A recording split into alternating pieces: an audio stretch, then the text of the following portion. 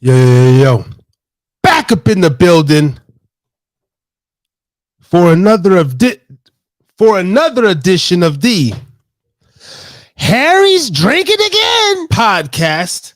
I'm your host, Harry Too Scary, aka Mr. Harris. And tonight, we just chilling talking some shit, man. Now what's up, y'all?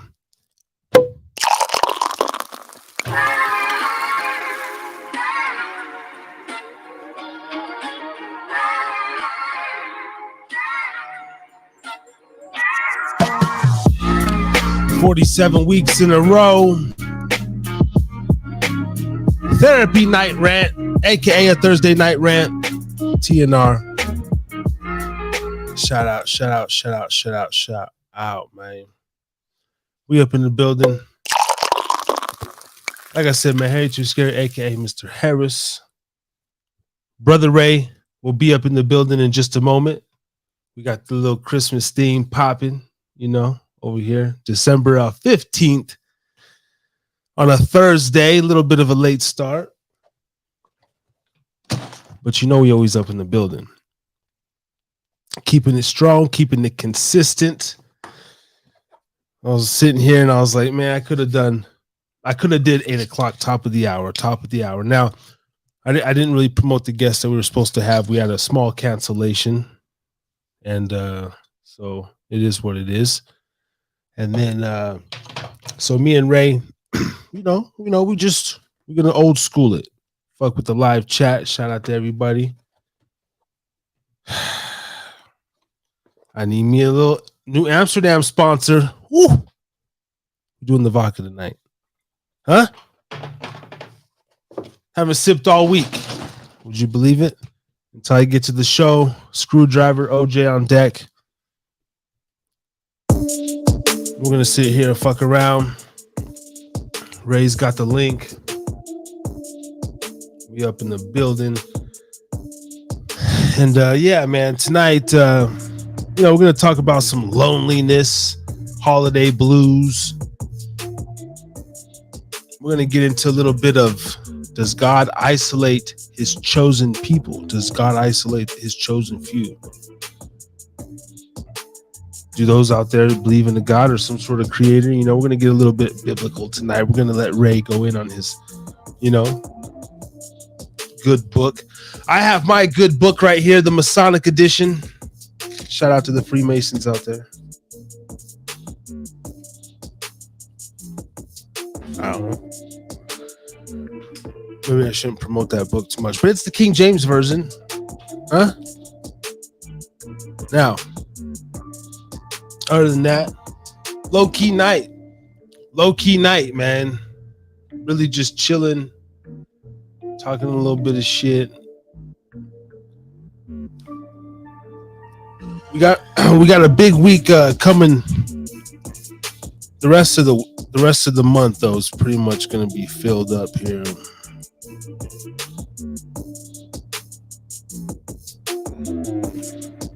We got this brother Philly D that's gonna come on the show, and then we're going on his podcast. And then shout out Steve Joyner. He'll be up in the building either this Friday or next. He booked 2 shows. We gotta get to the bottom of that. I'm assuming next. And we also have Nick Tabor, fellow podcaster Nick Tabor, who was just on DJ Steady's Who They Want podcast few days ago, so go check that on Who They Want, ENTLLC on YouTube, Spotify, Apple, all that. We fucking with some heavy hitters, man, and we're excited to have him on. Last week's interview was dope as shit. We put in work last week. We had the big freeze. Oh, we're still rolling off that, man. Still popping out the clips. Go check out my Instagram here, Harry_Too Scary. Get that up on the screen. Putting out a couple real stories in that. Big Freeze, man. Dope ass interview. Dope ass brother. Type in Big Freeze on YouTube. Go follow, like, subscribe. Interview's doing good numbers. It was a very excellent interview. We learned a lot from him, and he gave just really great content overall. And I felt we did an okay job interviewing him. You know, it was getting better, but I listened to that a lot, and I listened to that one, and I fucking loved it. Like legitimately, I was just sitting there, and I was like, "Damn, we're doing good." You know, like we're doing okay. And then Prophet came through the building,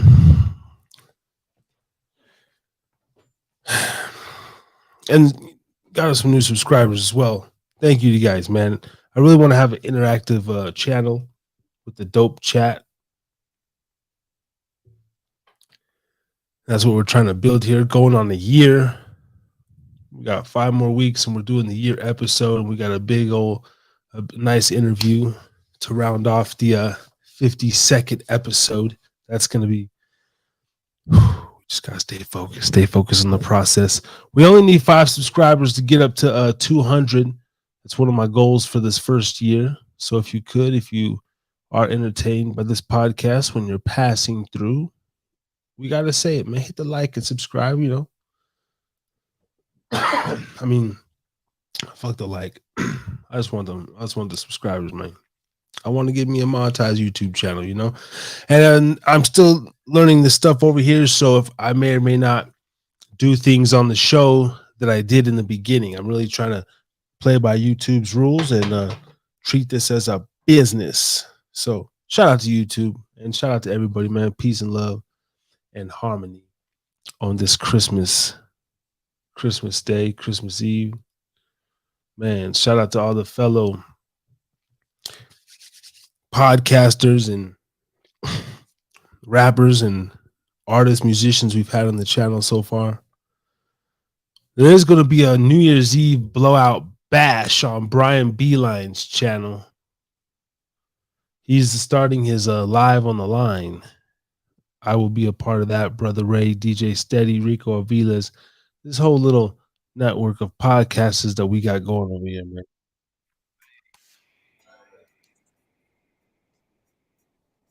Yeah, I might get into some flows tonight. Oh, that's what I want to do. I'm going to read some poetry right now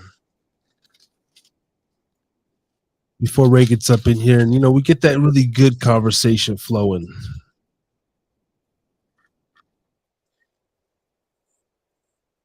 I believe Ray was getting done with something and said he's going to be a little bit late. Also, top of the year. Let's see, what am I going through here? What's it called? Buzzsprout, one of those platforms. Getting the podcast on the Apple, on the Spotify. So maybe it's really difficult. These lives are going to switch up next year, though. We might not be able to do them as long, as wild, as crazy, because we have to do the formula and the podcast in a certain, somewhat of a certain fashion to make it presentable and listened to on the back end for those out there, truckers and other people. Shout out to the Twitch community as well. I gotta say that.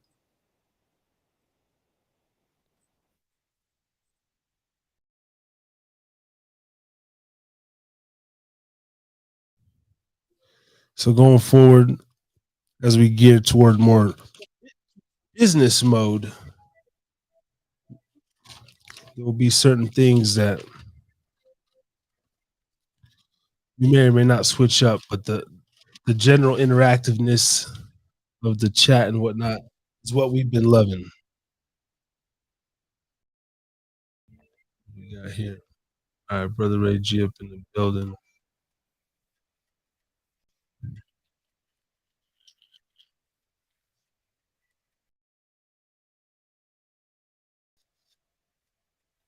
Brother Ray G. Black screen, my brother. Huh? We kick him out so he come back up in. Yeah.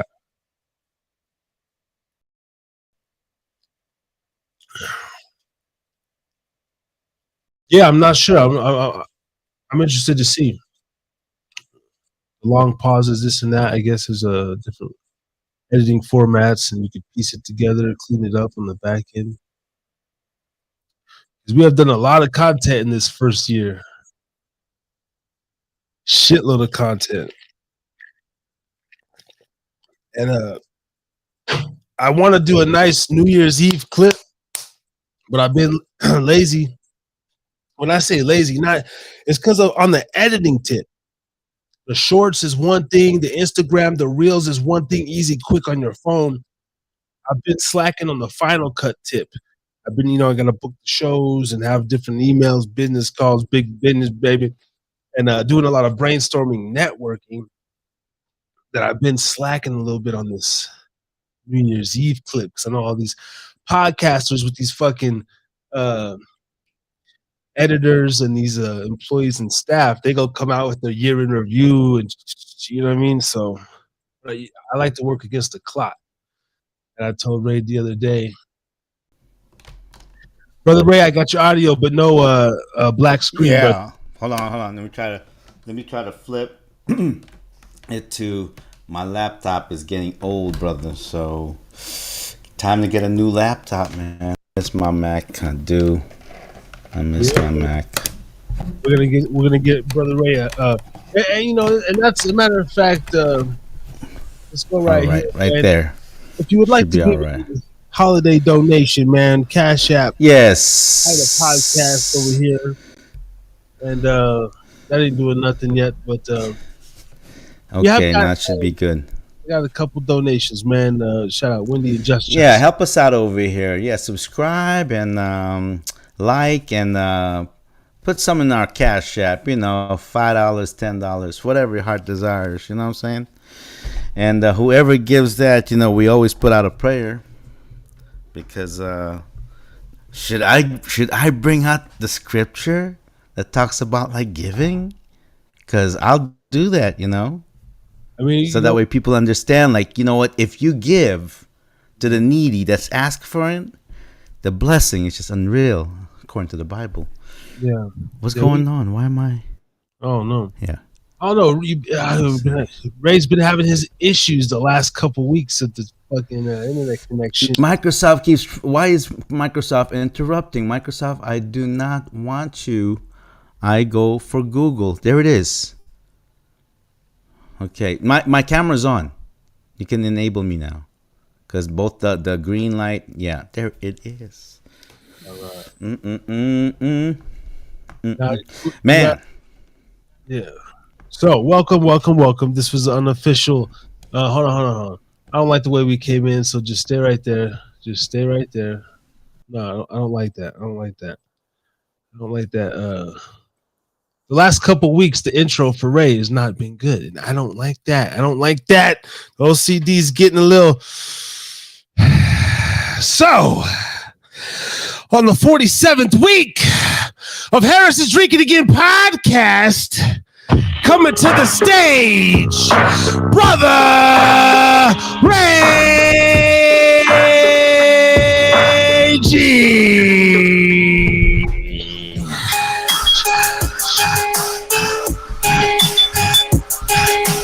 There we go. Let's get the energy, baby.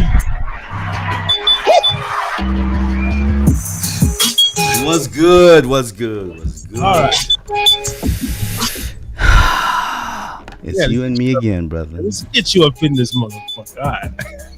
You and me again up in this. Bam. Me and you, brother. I was just letting him know we had a little guest cancel. Brother to brother. But off the cuff. I was talking to our. Just drinking again. Our publicist, if you will, Steve, and he may be on next week. And I was like, honestly, man, it's some of the best shows are when me and Brother Ray do these throwbacks. Yeah.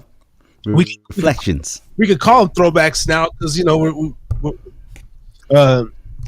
getting some guests on our show. We're getting some of our guests of our own, and really we've been hammering shit out the last few weeks. Yep. Yeah, we have, and it's. I'm thankful for all our guests, and I'm so thankful for Beeline, for Big Freeze. Shout out to you, and Fat Phil, shout out to you. But once in a while, once in a while, it's got to be back to the original Back to the set. original. And Beeline was saying that last when he was on too, like him and his cousin, I think, get together and do some dope post anime animation stuff. It's like coming home. But anyways, while I'm on that topic, coming home, I just want to let our listeners know today that this day, my brother Harris is thinking of transitioning to Oh well, I his mean, home. Okay. Let's be honest. If we're gonna speak it, we're gonna speak it. well, no, I'm just maybe it's just me in my head. I don't want to. You want to put it out there like that? I mean, You know what? we've The been way I see it is this. Truthfully, I mean, whatever you're gonna think, it's the same thing you thought about me before when I was in Hawaii. It's the same thing. well. Now It's I'm thinking. Now that I'm here, when I'm understanding about this whole thing, why everything that not just you and I, but me and the boys and the crew, all cylinders right now are like working like magic, and I cannot explain it. And you know what? I cannot explain. No, but yes, I can. It's the energy, bro. It's the energy that you're around in. When the energy is right, and a lot of people go, oh, I thought you're Christian. No, okay, energy, Holy Spirit, the power of the essence, whatever it is, that's really where, you know, that really is where that's where the power is. okay. Reno's on my mind. Nevada's on my mind. So it always has been. I left. I just don't want to get into too much of the particulars because we are a growing channel with almost 200 subscribers, and so Yeah. I don't And want. the particulars, the particulars, what they want to hear, bro. Because we know the particulars are going to be like all the way live. We know that. I mean, look, you and I are still a state apart. But when we come together in one room, are you kidding? Are you in? Are you in, bro? It's the energy, the synergy, the magnetism of the craft, you know what I'm talking about. I call it the Holy Spirit. And I'm down with the Holy Spirit, man. Ever since my DMT experience, man, I accept the Holy Spirit, and I kind of want to, I don't want to, get too off in the thing because I'm still, whatever. But I Well, want. and the most important thing is that the pastor and I told the pastor about it, and we prayed on it. Now when the pastor prays on it, we just got to believe it. Right. That's all I gotta say. And Yeah. so far, hasn't been wrong. Right. Hasn't been wrong. Yeah, but those are on the back end. Those are some of the particulars I don't want to talk about on live. It's just the, Yeah. the actual what's going on, but just let the people know that, of course, I'm trying to get back to Nevada, and we could talk around that, huh? And Yeah, let's do it. Let's do it. I mean, that is what makes the whole conversation exciting. yeah. Yeah, because I can't wait. Well, yeah. And let's get to the topic at hand, though. I Okay.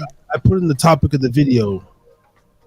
Does just for only 100 damn characters? Does God isolate people and feeling something about feeling lonely over the holidays? Okay. Right. A lot of people can relate to that. Those are good topics to talk about, and I would love to delve into them. Okay. Mm-hmm. Would you like to maybe start with the latter and then because I'm sure. Yeah. Okay. So, do you say that why is it okay? If I understand your question correctly, and please correct me if I'm wrong on this. You said that why do most people are saddened during the holidays. Yeah, yeah. Tonight's topic is just really sparked by a thought I had off the cuff earlier in the week, and I'm thinking about maybe I'll start kind of with there. I'm thinking about my own situation constantly, how far I've came from. I'm going through just a couple of little personal things with other people and stuff, financially back in a lot of pressure and stress on my mind, and it has to do with being a father, and it falls back on you can fall from grace so quickly, and as a parent, you got to be the strongest link that your kids know. If you don't, what I'm saying, if you're not there for them, that's the beauty and the what you call it, the something about being a parent. This Mm-hmm. like the sacrifice of being a parent or whatever. And so anyway, I'm thinking like I've been doing good. People tell me like I'm doing good, this and this.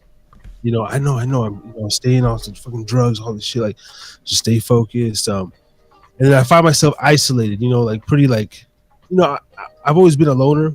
I've always kind of been a lone outcast rebel and everything.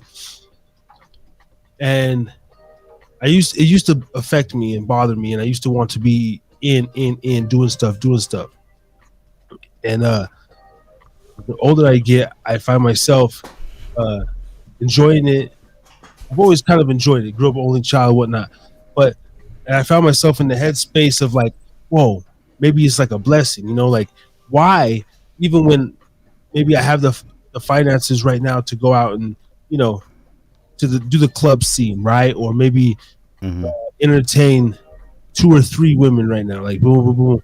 And, but why, even though I think about that, right? Maybe lust or sex a lot still, but why isn't that actually attracting in my life? Sometimes I sit here and I'm like, damn, why is shit so quiet right now?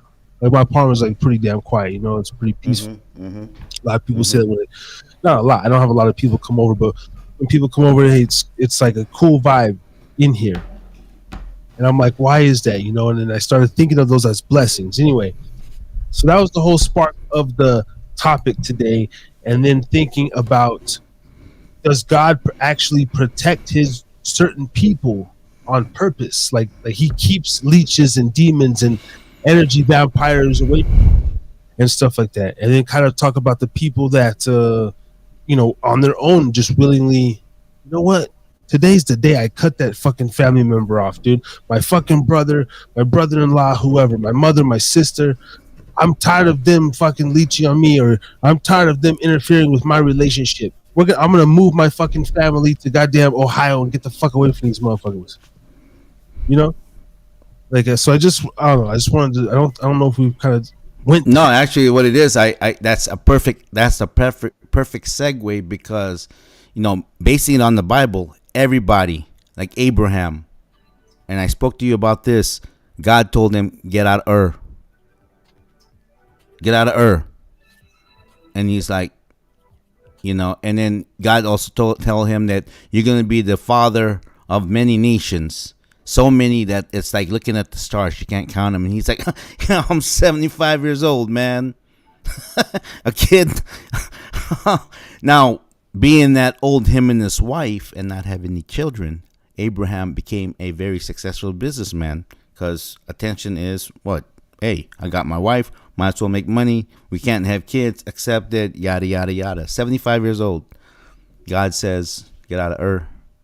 But where am I going? Don't worry about it. I'll give you a land. And you're going to be the father of many nations. You say like get out of. Sorry to interrupt. Like get out of. No, go ahead. Like Ur, but like so like there was like get out of here. Yeah, like, get out of get out of the location you're in right now. So I'm just sorry. I got right there. Like so they was dropping slang in the Bible is what you were saying. Like get out of there. Hey, boy. That's hey, man, where you think about it came from, right? The Bible's hip, dude. It's so damn hip, man.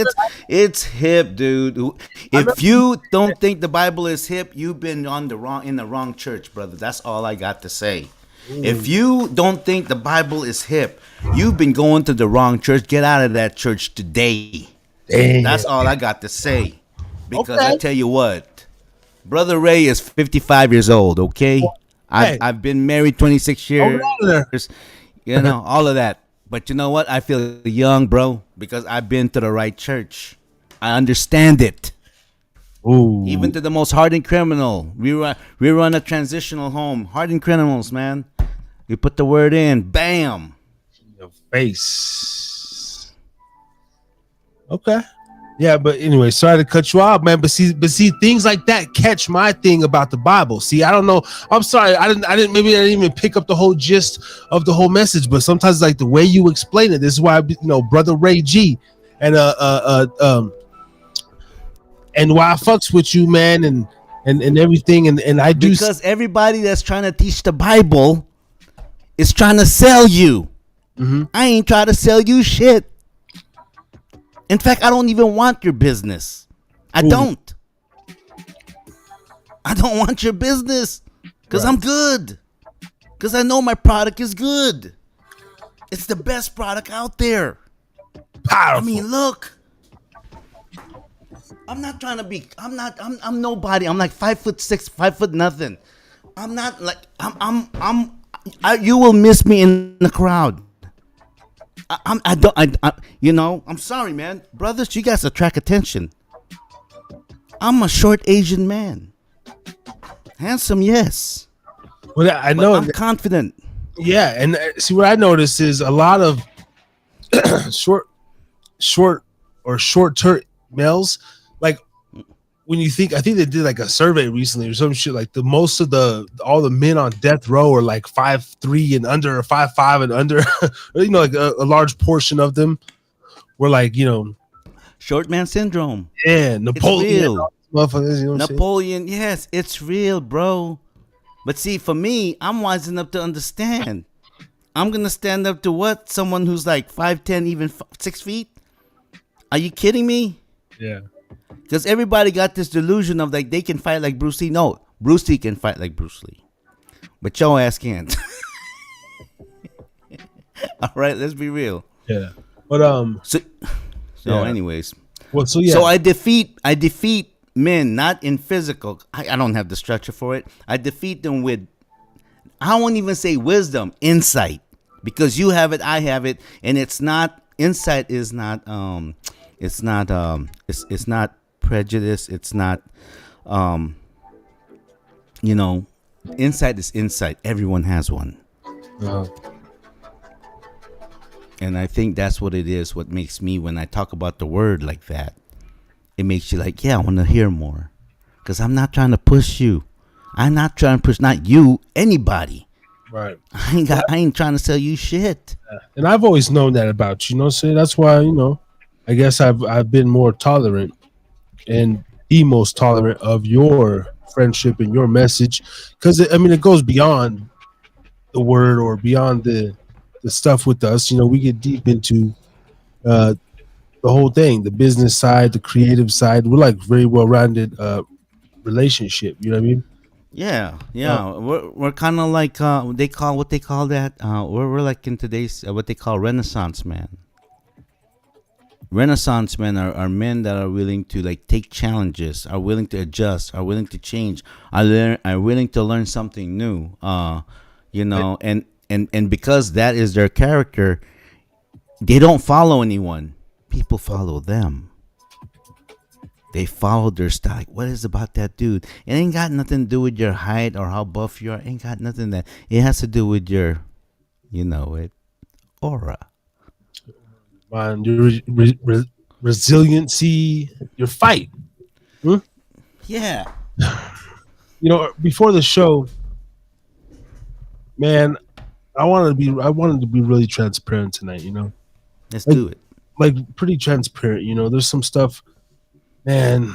I wanted to leave out, and certain things, for the creepos that I have in my head. I'm, like motherfuckers trying to find your address and shit. When we start getting popular enough, because it's coming, motherfuckers be like, looking at the blinds and shit, trying to decipher our fucking location type shit. I, Mm-hmm. I I think in that mind. But anyway, I was feeling lonely.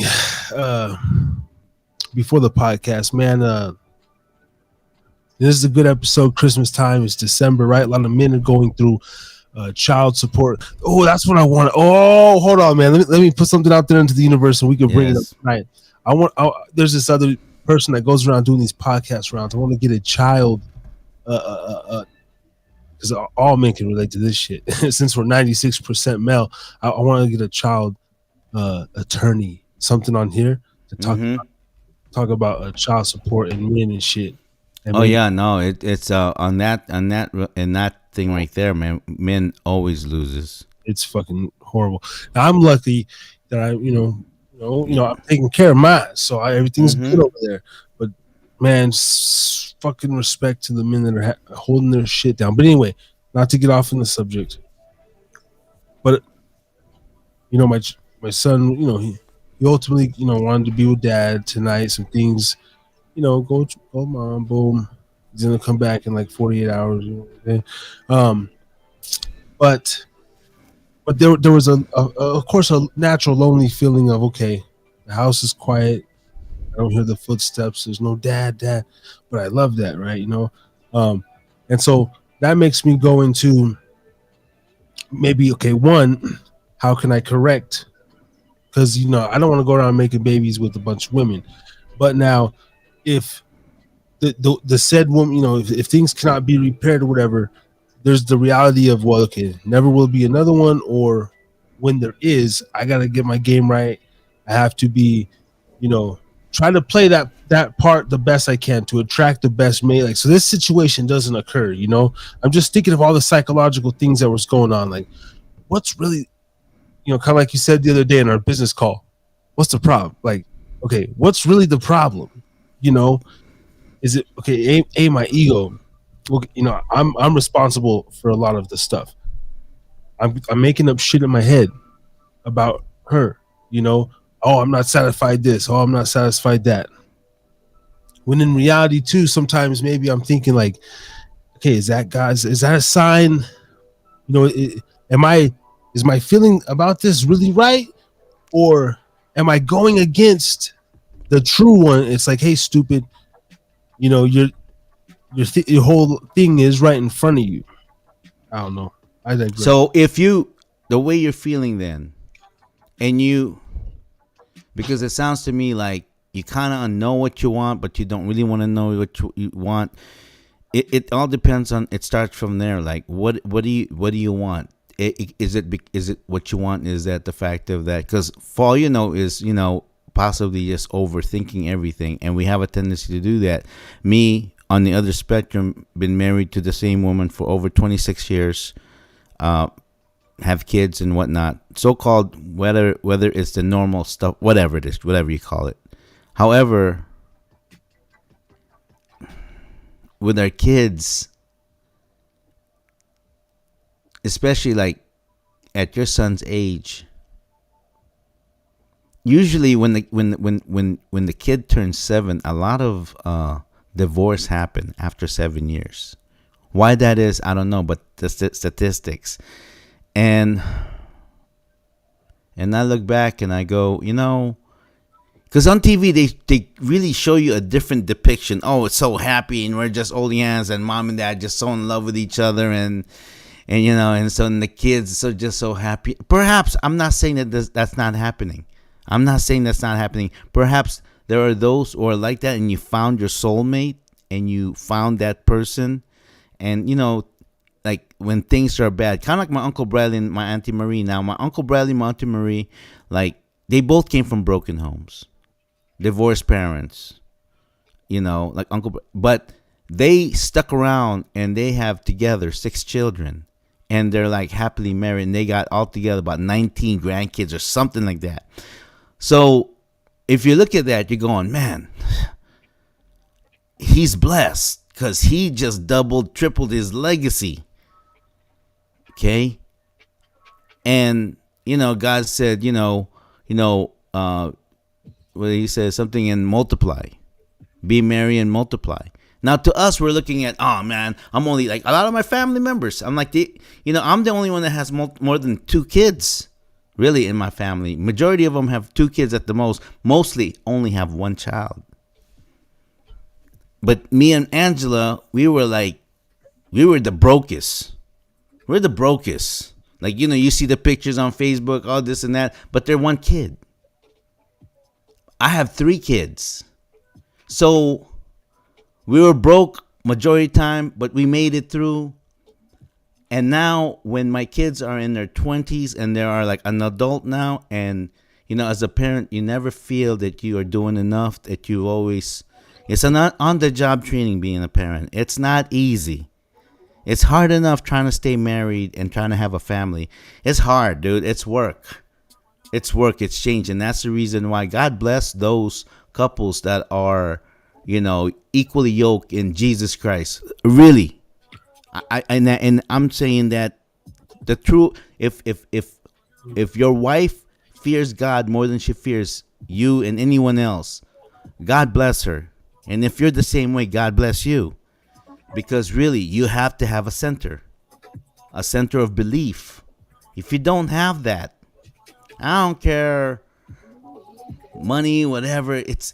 You're always gonna have that feeling like, I'm just not. You get that even if you're saved, even if you're a Christian, you get that feeling. It doesn't go away. But the fact of that you have something to depend on, like a Bible to read, or something like, because you can, so I'll give you this. There's a lot of books out there that you can read, and so-and-so author. But you got to understand, the intention of these books was to sell them to you. What I love about the Bible is that his intention is never to sell you nothing. I mean, it's the only book in the world where civilization crumbled, civilization flourished, civilization went to war with each other, try to destroy it, trying to burn it, try to kill the people that read it throughout history. And yet it's the only book that's been translated the most, and it's in all the countries, and yet it's still throughout the centuries still says one thing, and it really boils down to Jesus Christ. And man's been trying to go against that forever and ever, trying to disprove them. Go ahead. You disprove it, but it's always going to land on that spot.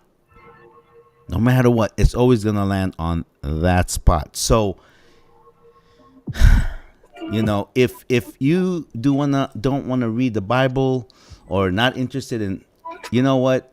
You either are going to the wrong church and you need to get out of that church, or you need to maybe stay in that church, and you need to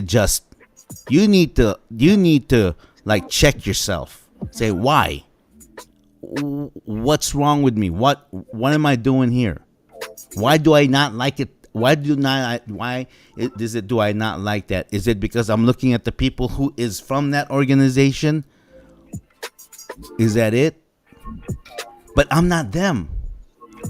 I'm nothing like them. Especially you. You're nothing like your family. You're adopted, dude. You're adopted. Your DNA doesn't mix with them, with your family right now, with your mom. God bless her. Now, to the You're different, dude. You're different in any which way you want. Absolutely. There might be some people out there though that they feel like myself though. I don't feel compelled to read the Bible or whatnot, but there is I have a godliness thing about me, a God complex. I feel like I'm a genuine human being. You are. You're a very loving, kind-hearted person by nature. Yeah. Now I understand. Possibly too, there's a certain echelon that one would attain. Right, it opens you up a little more. You gain another sentiment of like knowledge. Okay. Here's what I say. Okay, let's say for instance. Okay, I'm just gonna put this the simplest analogy. Exactly what you said. Let's say for instance you were born and you just have this great genetics, this great physical genetics. I'm talking like your body is like Arnold. Like you don't have to really work out so much, and yet your lines, your proportion, you're just freaking Adonis. Your body is just, and your face, basically you're like a statue, whatever. Okay. Yeah. So you're like, we're already that kind of thing, right? Yeah. We're already like almost perfect. But then that person, if they read the Bible, the truth, the essence, then they can actually go out there and go, this gift that I have, this beautiful physique that I have, I'm going to use this to help other people. And perhaps that's what Arnold did. Maybe that's what Arnold was blessed to have. He liked to work hard. He liked to build his muscles. But at the same time, look at how many people he inspired to work out. Look how many people he inspired to compete in Mr. Olympia. Look how many people he inspired to, like, maybe get out of their alcoholism because they're working out. Wait, are you saying, is it for sure that Arnold, are you just using him as a reference or an analogy? I'm just using him as a reference, yes. Okay. Now, we don't know this. We don't know. But that's the only. I gotta play devil's advocate just for a moment, because what if it comes to be, say, like Arnold's a member of Scientology? He's like a secret supporter of, or just some fucking, cult, or he's been going to Bohemian Grove or something, and then he's actually worshipped some owl. But he's done these great feats. What can you say? About, say, okay. Someone who's This is what I'm going to say about that. That's the beautiful thing about God. God doesn't look at you for who you belong to. He doesn't care. He looks into your heart. So maybe you Scientology, maybe you say call yourself atheist and whatnot, but God knows your heart. He created you. He understands you. It says in the Bible, He knows every hair in your body. If you think about that, He knows every number of hair in your body. Right. Now, okay. That's deep, dude. No, for sure. And I mean, look at Darius. Darius wasn't even a Jew. Darius was like, he was Arab. Yeah. And yet he God gave him the glory of righteousness. That's the reason why he was able to take over the Philistines and everything and beat them and basically carry it. So man is the one that's fucking it up. No, for sure. Now, but say like, if he knows my my being and stuff, like, I mean, then what it's say incentive would one have to say, like, okay, you might have killed a couple of people in a dice game 20 years ago. You turned your life around. Maybe you did a 7-year, you spent a decade, right, manslaughter, this and that. You get out and you're just still rough around the edges, whatnot. But you've changed, you said? Well, okay, let's say he's not committing crimes anymore. He's not murdering, but let's say, he gets out of fucking prison and, he forms an alcohol addiction, severe, So he gets into alcoholism. Maybe doesn't harm anybody outright anymore, but he has a horrible relationship with his children, right?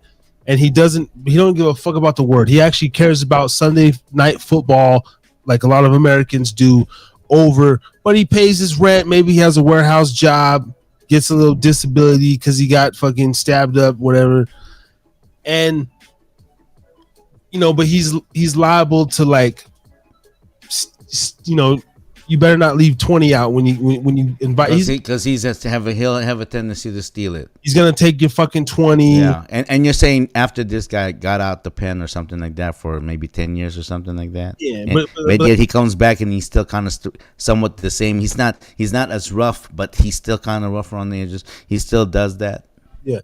Okay. Yes, but I'm tying it into his ultimate thing, right? Because he messed up his children. He wasn't there. But he's a good person, like, he's a good person, and he got out, and he decides not to read the word.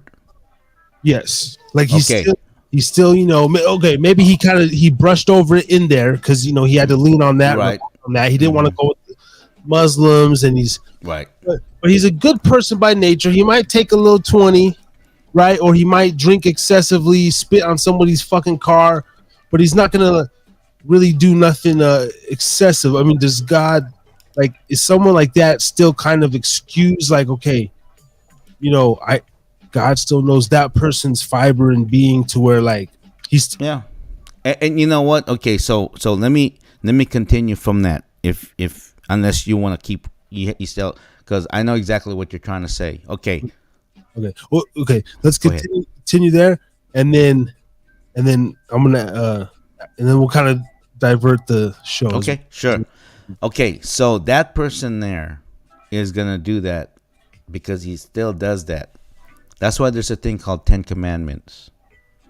And working at the transitional home, what Pastor Mike does is that he actually emphasized the importance of really understanding the Ten Commandments. Because what happens is that that guy may not be as bad as when he went into the pen, but he came out. But you said just don't leave a 20. So in other words, he's still breaking some of the Ten Commandments, and that is stealing. Or maybe he has a tendency to lie, or maybe he has a tendency to gossip. When you say that, it's like what do they call it in the commandment? You're putting another person. Hold on one second here. Let me just go so that I know. So if you break any of the Ten Commandments by nature, you're not gonna last. Okay. It's just almost impossible. Now, if you're kind of using yourself as the example, like I wasn't a believer, but I'm a good person and everything like that. But are you doing these things? Are you the kind of person that will, because to me, if you go into alcoholism and you can't control that, that's coveting. That's breaking the commandment. Okay. Hey, okay, let's wrap up this segment with, can you, if we could do this in like 12 minutes before we transition into the hour 2, Okay. can you read the 10 commandments Yes. and then just read them all, and then I will see if I'm kind of have broken any thus far, and if I'm still Oh, I'm kind of sure you have, because I have. right. And and, some big ones too. Some and major ones. right, and then we'll kind of talk about if there's anything we're currently still harboring too, and then we'll wrap this one up, and then Sure. Okay. Real quick. Okay. So if all the listeners out there, turn your Bibles, or you're on your phone Bible, whichever is easier, or get the app on Exodus chapter 20. Okay. And this is Exodus chapter 20 from verse 2 all the way down to maybe 12. Okay. So I'm going to start over here. Okay. From the very beginning. All right. And God spoke all these words, saying, I am the Lord your God, who brought you out of the land of Egypt, out of the house of bondage. You shall have no other gods before me. You shall not make for yourself a carved image, any likeness of anything that is in heavens above, or that is in the earth beneath, or that is in the water under the earth. You shall not bow down to them, nor serve them. For I, the Lord, your God, am a jealous God, visiting the iniquity sins of the fathers upon the children to the third and fourth generation of those who hate me, but showing mercy to thousands, to those who love me and keep my commandments. Now, you shall not take the name of your Lord God in vain, for the Lord will not hold him guiltless who takes his name in vain. Remember the Sabbath day to keep it holy. 6 days you shall labor and do all your work, but the seventh day is the Sabbath of the Lord your God. In it you shall do no work, you, nor your son, nor your daughter, nor your male servant, nor your female servant, nor your cattle, nor your stranger who is within your gates. For in 6 days the Lord made the heavens and the earth, the sea, and that is in them, and all that is in them, and rested the seventh day. Therefore the Lord blessed the Sabbath day and hallowed it. Honor your father and your mother, that your days may be long upon the land which the Lord your God is giving you. You shall not murder. Okay? You shall not commit adultery. You shall not steal. You shall not bear false witness against your neighbor. Gossip. Putting other, politics.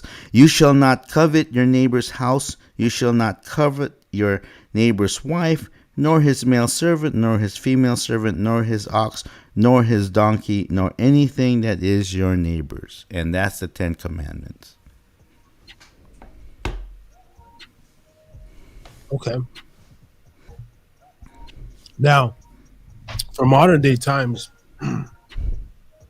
could like a donkey? My ear, I can't hear you.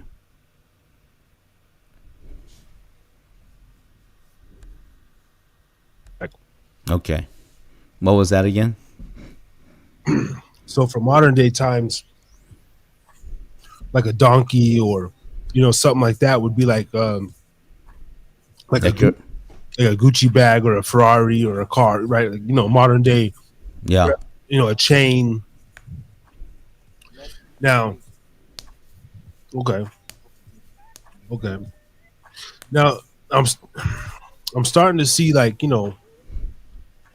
if we can like talk about like Satanism in the music industry and the devil and stuff. Like America is a lot of those things in general. The corporation, the way it's even for the holidays, Christmas, it's Christ's birth and this and that. But on the flip side, the same Christian country, it's all about coveting. Every ad is run towards and it makes you feel a certain way. Like Ye said, it's we're programmed, and that includes you and me. Yeah. And so if I'm 25 years old, mm-hmm. and I slept with a married woman who I believe I knew she still told me she was married. I still went through with it. I'm a young buck. Mm-hmm. I mean, that's still, no matter how you flip it. I mean, I did commit adultery, or no, she committed adultery. She committed it. Okay. She committed adultery because she's married, and you are a young buck that's gonna dip your stick on anything. I mean, we've all done something like that. Right. I mean, is that yeah? Are you gonna be chastised for it? In all the dirt that I've done, I paid for it. There was something. It may not be this tit for tat, but there's something in my life that I had to pay for that that so-called sin, and I can't get away from it. It's just the way it is. It's like you do that, bad karma happens. I believe in that, and that's true. That's true. Damn. I know, right? Yeah. Well, I was that and I'll and you know what? And I tell you what, and I'll explain this. A lot of people, when something wrong goes in their life, they blame God. Oh, I thought if you're a loving God, you will never do that. Okay, and let me explain something. Okay, that's why you need to learn the Bible, people.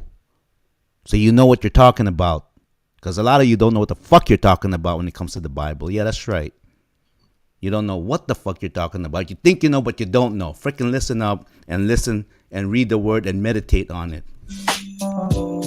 The devil wanted to do all kind of fuckery in heaven.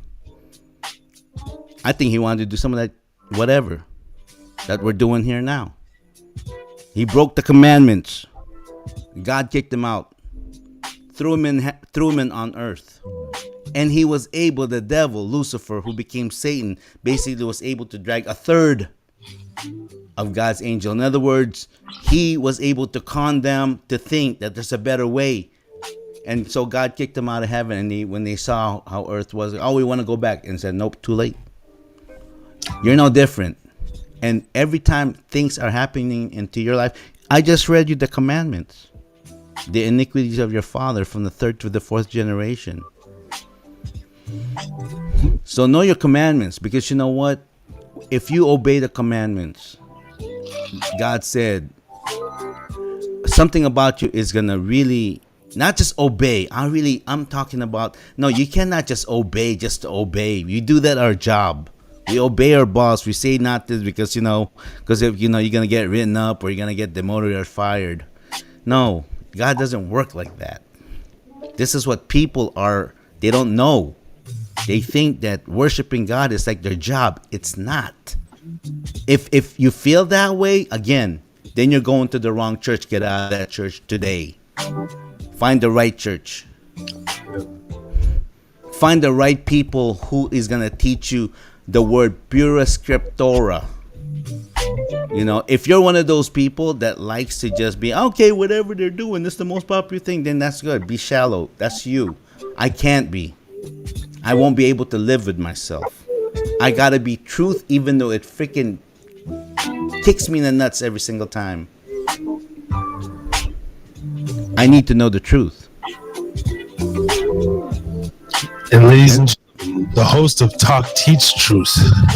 That's right. Talk, teach truth. And because you gotta understand, people, God loves you. No, He really does. I mean, He died for you. Jesus Christ died on the cross for you. Do you know anybody that will do that for you? I don't think so. And yet we look at that. Oh yeah, man. Really think about it. This dude freaking took his own life and did do nothing bad, and yet people traded him over Barabbas, who's been raping, killing, like raping kids, raping women, killing, stealing. And the people chose him over Jesus Christ. Think about that. I mean, what else? No, really think about it. If you even have a half a brain, really think about it. So if you have this hang up about Jesus Christ and Christianity and everything, you know what? You're probably going to the wrong church and you're probably listening to the wrong people, or you probably really need to check yourself, dude. Seriously. There's probably something wrong with you. Especially if you're my age, if you're 45 to 55 and you still got this whatever spiritual understanding, belief, and you still call yourself an atheist, dude, seriously.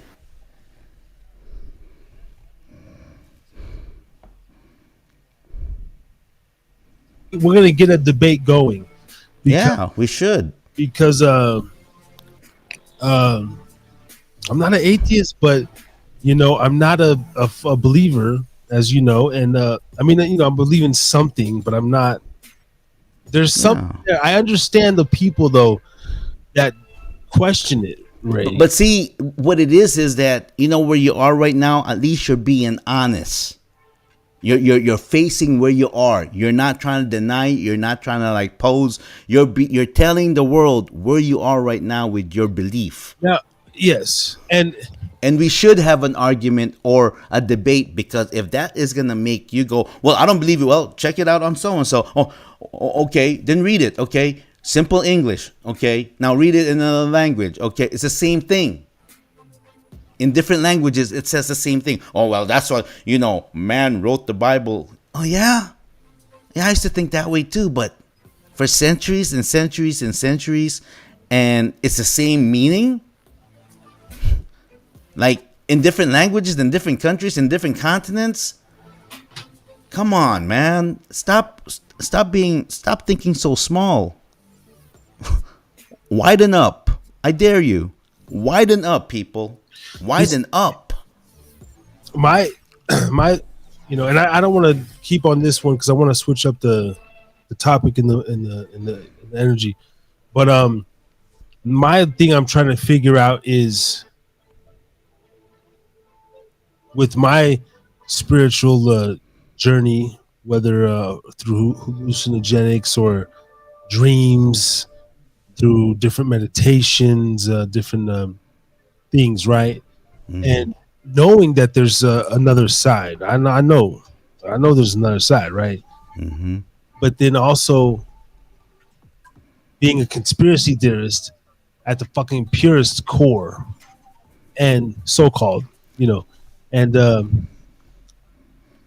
belie- truly believing that there's a misconception in the way, like how you're saying it, and I'm right there, like, I get it, like there's something there, okay, like, but the way the world has like presented it, to me, I'm at that stage where I'm like, fuck, okay, there's something, like, hey, like, dude, fucking hang on, motherfucker, like, I'm here, you fucking dude, but it's like I can't see you still, man. There's a lot of fucking smoke and mirrors, fucking shit going on.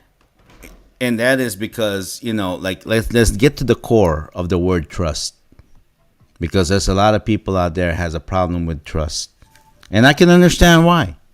We've been cheated. You know, we've been cheated. We've been used. So why should we trust, right? But it's one of those words that no matter what, you have to rely on it. Trust. And how do you build trust? So even the Bible said, test everything. Discern everything. I'm talking scope it out. This is what the Bible says. Test everything you're learning. Don't just fall for the okey doke. So then, but one is correct. Then, if you were to go study dark magic and then white magic and fucking do shrooms and DMT and fucking do the whole shit that the world's promoting. Let's keep it real, like Joe. Yeah, okay. Like, okay. like the Joe Rogan shit. Like, I learned about DMT through fucking the show Spirit Molecule and Joe Rogan's podcast, right? The son of Right. Early on, 10, 12, 15 years ago, Mm-hmm. in the float tank and all this stuff, mushrooms, red light therapy, all these different things. So is that, like, I mean, and say, like, I went through a phase where, I read the Satanic Bible and I was kind of into some Aleister Crowley, and I mean, is that what the Bible means? Like, even before you commit to this shit right here, you gotta go dance with Mr. Lucifer, If that is the route because of your understanding to just see what's on the other side, then, and if you fully grasp the concept behind those, what I call them, paganistic beliefs, okay, as long as you have something to take away from that. If you have something that you can learn, like, you know what, it's nothing but a bunch of rituals, and then you gotta do this and you gotta do that, and I gotta get this material here, I gotta get this matter here, I gotta get this, this item here, whatever, and put this, and then I gotta, like, do these chants and everything. It's a lot of work, dude. It's a lot of work. It's a lot of useless work and conspiracy theory. Okay, now, to me, am I a conspiracy theorist? You know what? Put it this way. I think it's too. If I call myself a conspiracy theorist, I'm always gonna be in doubt.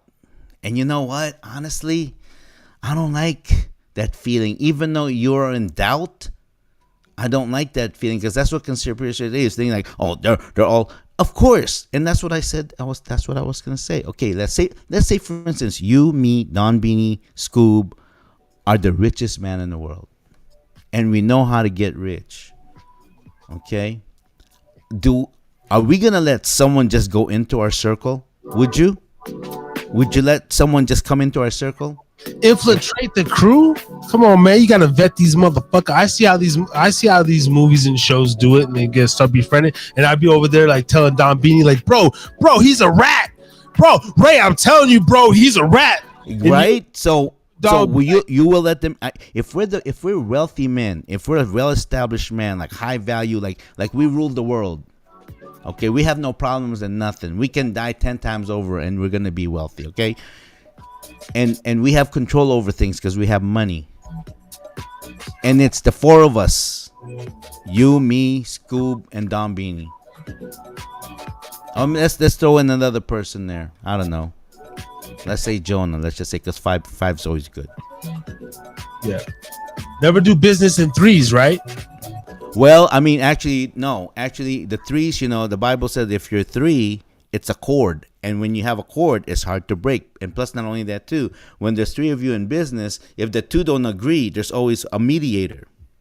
Okay. See, is that something that the world tries When to? you have four, the two is gonna like partner up, and then there's no resolution. But if you have five, just like a basketball team, you always have the middle mediator. And when you think things have worked in threes, wait till they work in five, just like a basketball team, just like a reconnaissance military.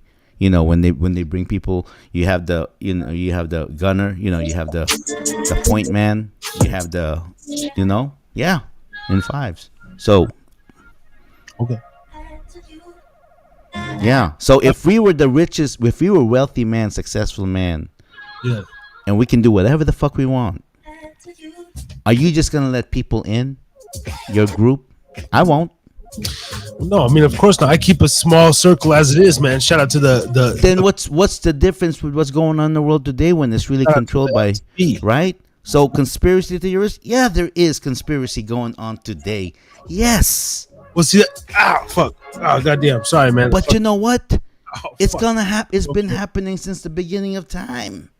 Well, the thing that why you have to state your conspiracy theories is because the real conspiracies are really true, and they try to They are true. Yes. make you seem like a kook by calling you that when you're really getting to the shit. I mean, it's so obvious. I mean, you look at countries like China. You look at these are countries like conspiracy theory. Yeah, someone is controlling it on top. The thing is that being a true Christ-like person to me, what gives me comfort and makes me sleep like a baby at night, Harris, is this: I know it's happening, and yet I have control over me. Where I don't let it bother me because I know how to maneuver amongst it, within it. No, for sure. But like again, like I feel like I have that too. Like you don't necessarily need the Bible or know the Christ to have that feeling. No, you don't have to. But the problem is, no, you don't have to. But good luck. That's all I gotta say. Like, you don't have to. You don't have to nothing. All I gotta say in this journey, without that, good luck. And this is a guy that's lived 20 years longer than you have, and I've raised a family where your family will be, and Yeah. I won't be saying this if I didn't know what the result is, and which is kind of good that you're asking these questions, because Well, it's kind of like I'm giving you well, I know, and I take in everything, but I've had good luck thus far. I mean, yeah. If you do that, and it's like it's great that and again, that kind of stuff is like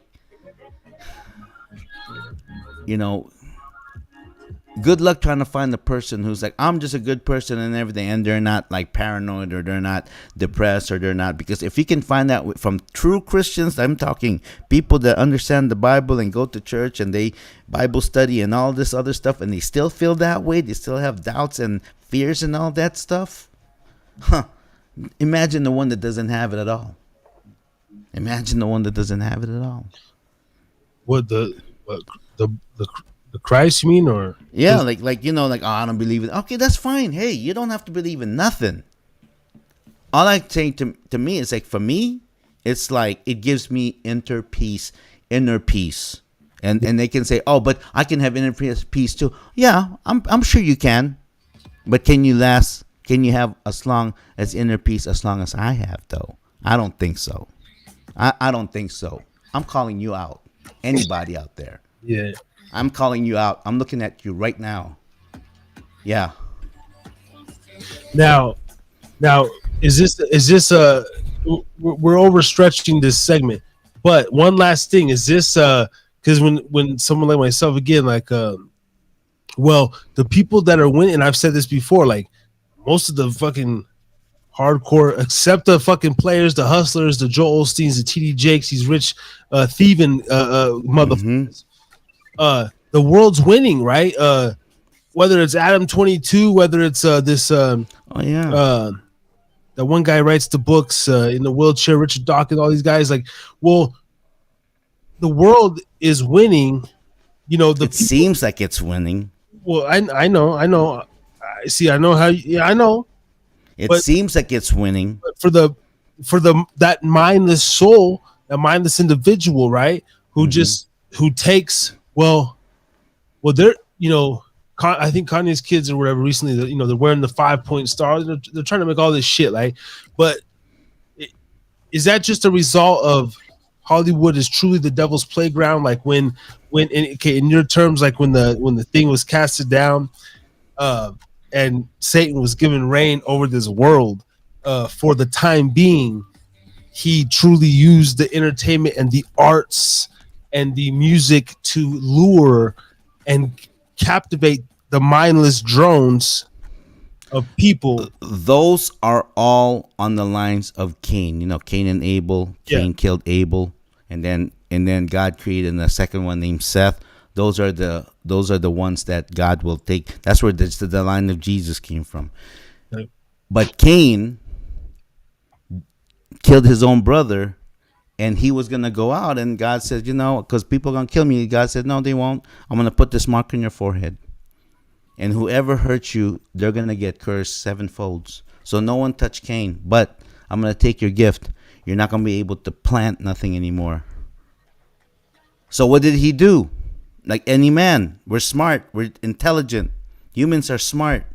He did other things, such as he made tools, statues, music, entertainment, flesh, what felt good, toys, gimmicks, merchandise.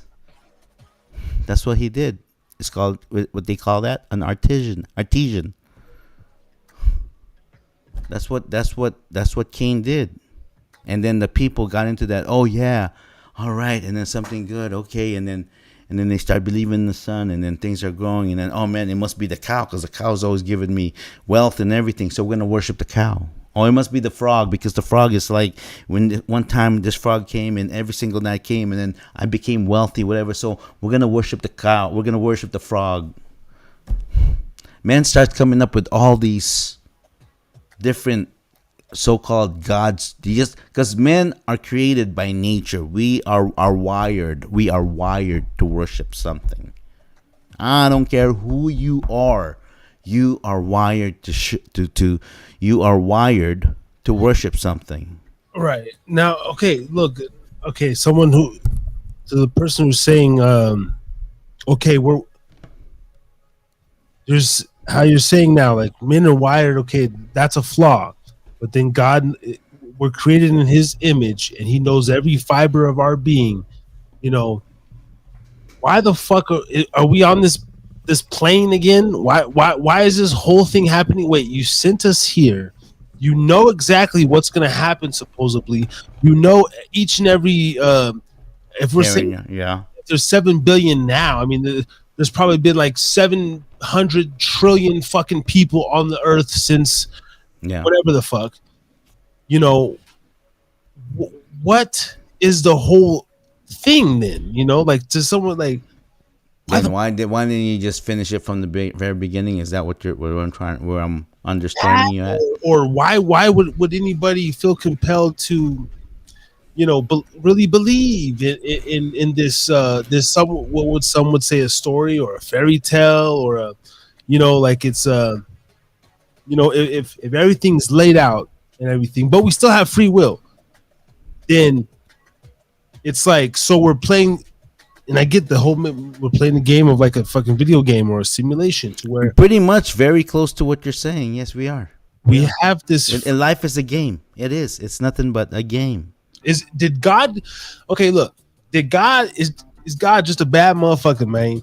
And okay, this is the other thing. Fuck the two though. See, okay. Hold on. Can we take just a short break from this, because we're gonna come back. Hold on. We're getting deep over this motherfucker, dude. Hold on. Let's take a fucking sponsor break. I got my shovel. Do you? Gosh damn, I do. All right, let's I got dig. my shovel and my fucking. Let's dig, brother. Let's dig. All Yes, right. dig it. All right, hold on. You know what, man? Play some beat, man. I feel like the No, Holy Spirit's thumping in my head. That's another thing. Brother Ray is cool because you know what? I got the Holy Spirit in me. I just came from Bible study, and you know what? The cool thing, and I can still do this at 55. yeah, Do it Brother Ray over there. 86. Brother Ray over there, killing it. Hold on here. We're gonna get into some motherfucking. We gotta take a little sponsor break. All right. Harris is Drinking Again podcast. We're going deep in this motherfucker. 47 weeks in a row. Goddamn. Harry's Drinking Again podcast. All right. I just had to play that little soundboard there. Let's break up the monotony real quick. What did you think about last week's episode, man? Big freeze, man. A big freeze, bro. Amaze. Brothers got so much swag. Big freeze. Shout out to you, brother. Swagalicious. Swag like a motherfucker, right? I enjoyed the content in the game he laid down. And hey, Big Freeze, we got plans, bro. I'm sorry, man. I had to just put that. I was so excited with that interview. Go ahead. No, I just I felt like it was one of the most seasoned, well-rounded artists that we had, and it was really just a well-rounded interview. I gotta compliment the brothers. Like he got lined up. He was his lines on his beard. That was crispy clean. Yeah. As soon as we got off the show, there was a couple crispy clean, things bro. I was gonna ask him, and he mentioned the barbershop and stuff, and I was getting off the show and I was like, damn, see, like there's a couple things that next time we get him on, but yeah, I want to collaborate with him. I want to go to Mexico and just feel like I'm at home over there, and just eat a whole bunch of Mexican food and just hang out with the people, man, because they're really cool. I can dig it. They're down to earth. They're just straight up. Just man, I can't wait, man. I want us to go to Mexico and just Oh, definitely. We will definitely make a trip there, bro. It's gonna be. We're just going to drive. We're gonna drive from Reno, all down, man, all the way down. We'll just, let's just drive. Yeah, we'll just cut through straight down to Ely to Vegas. Man, we'll go all the way to Ensenada, brother. Yeah. Let's make it happen, bro. Let's do it. I'm so ready, man. I'm so ready. You know what? I want us to just have a camera, a microphone, and we just talking to people. Like, let's say, for instance, we go to some kind of restaurant over there, and they barely speak English, and we're like, yeah, we're on Harris is Drinking Again. Like, and you supporters out there, please let your friends know about Harris is Drinking Again. Because you're always going to get something, a takeaway. And we always want you to chime in. Go into our super chat. Let's discuss about some things. We got 4 people up in the building. To my knowledge, man, drop something. Fuck you emoji. That's what I'm always saying. Before we get, because we're gonna end deep, man. But let's. I've been spit a flow in a couple of weeks, and I read this before. You've heard it a million times, but I want to read some of my old poetry. Oh, let's do it. I just felt like do it. We needed a night, baby. Oh, there you go again, baby. Baby. Let's do it all night long. It's Christmas.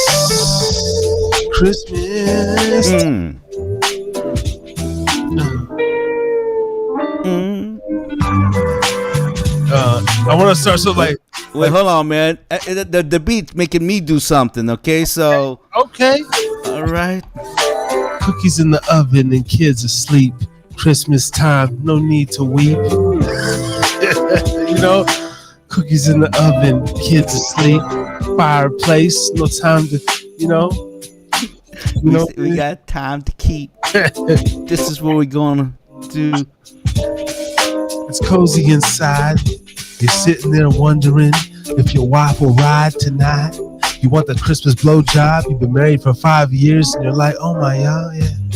thinking that you go Baby, baby, we've in been laws. together You all know, we this write some time. write like a funny about the in laws coming over and like cock blocking. You know the Yeah, traditional. trying to ruin your You know, happiness. I've been in that situation once. Yeah, like you're somewhere and you're trying to get it in with the missus, and but there's a lot of family over, and maybe you're on the air mattress. And you as a man, you're still, come on, maybe just real quick, come on, just a little bit. And Oh shoot, man! I'm an air mattress king, man. I can make that thing like in the middle of the thing, and just know how to like keep it contoured and stuff like that, so the air doesn't, because you're gonna lose air, right? Like, oh damn, oh I can feel my knees hitting the floor. You don't want that with the air mattress, so you got to know how to move. You got to know how to go with the wave.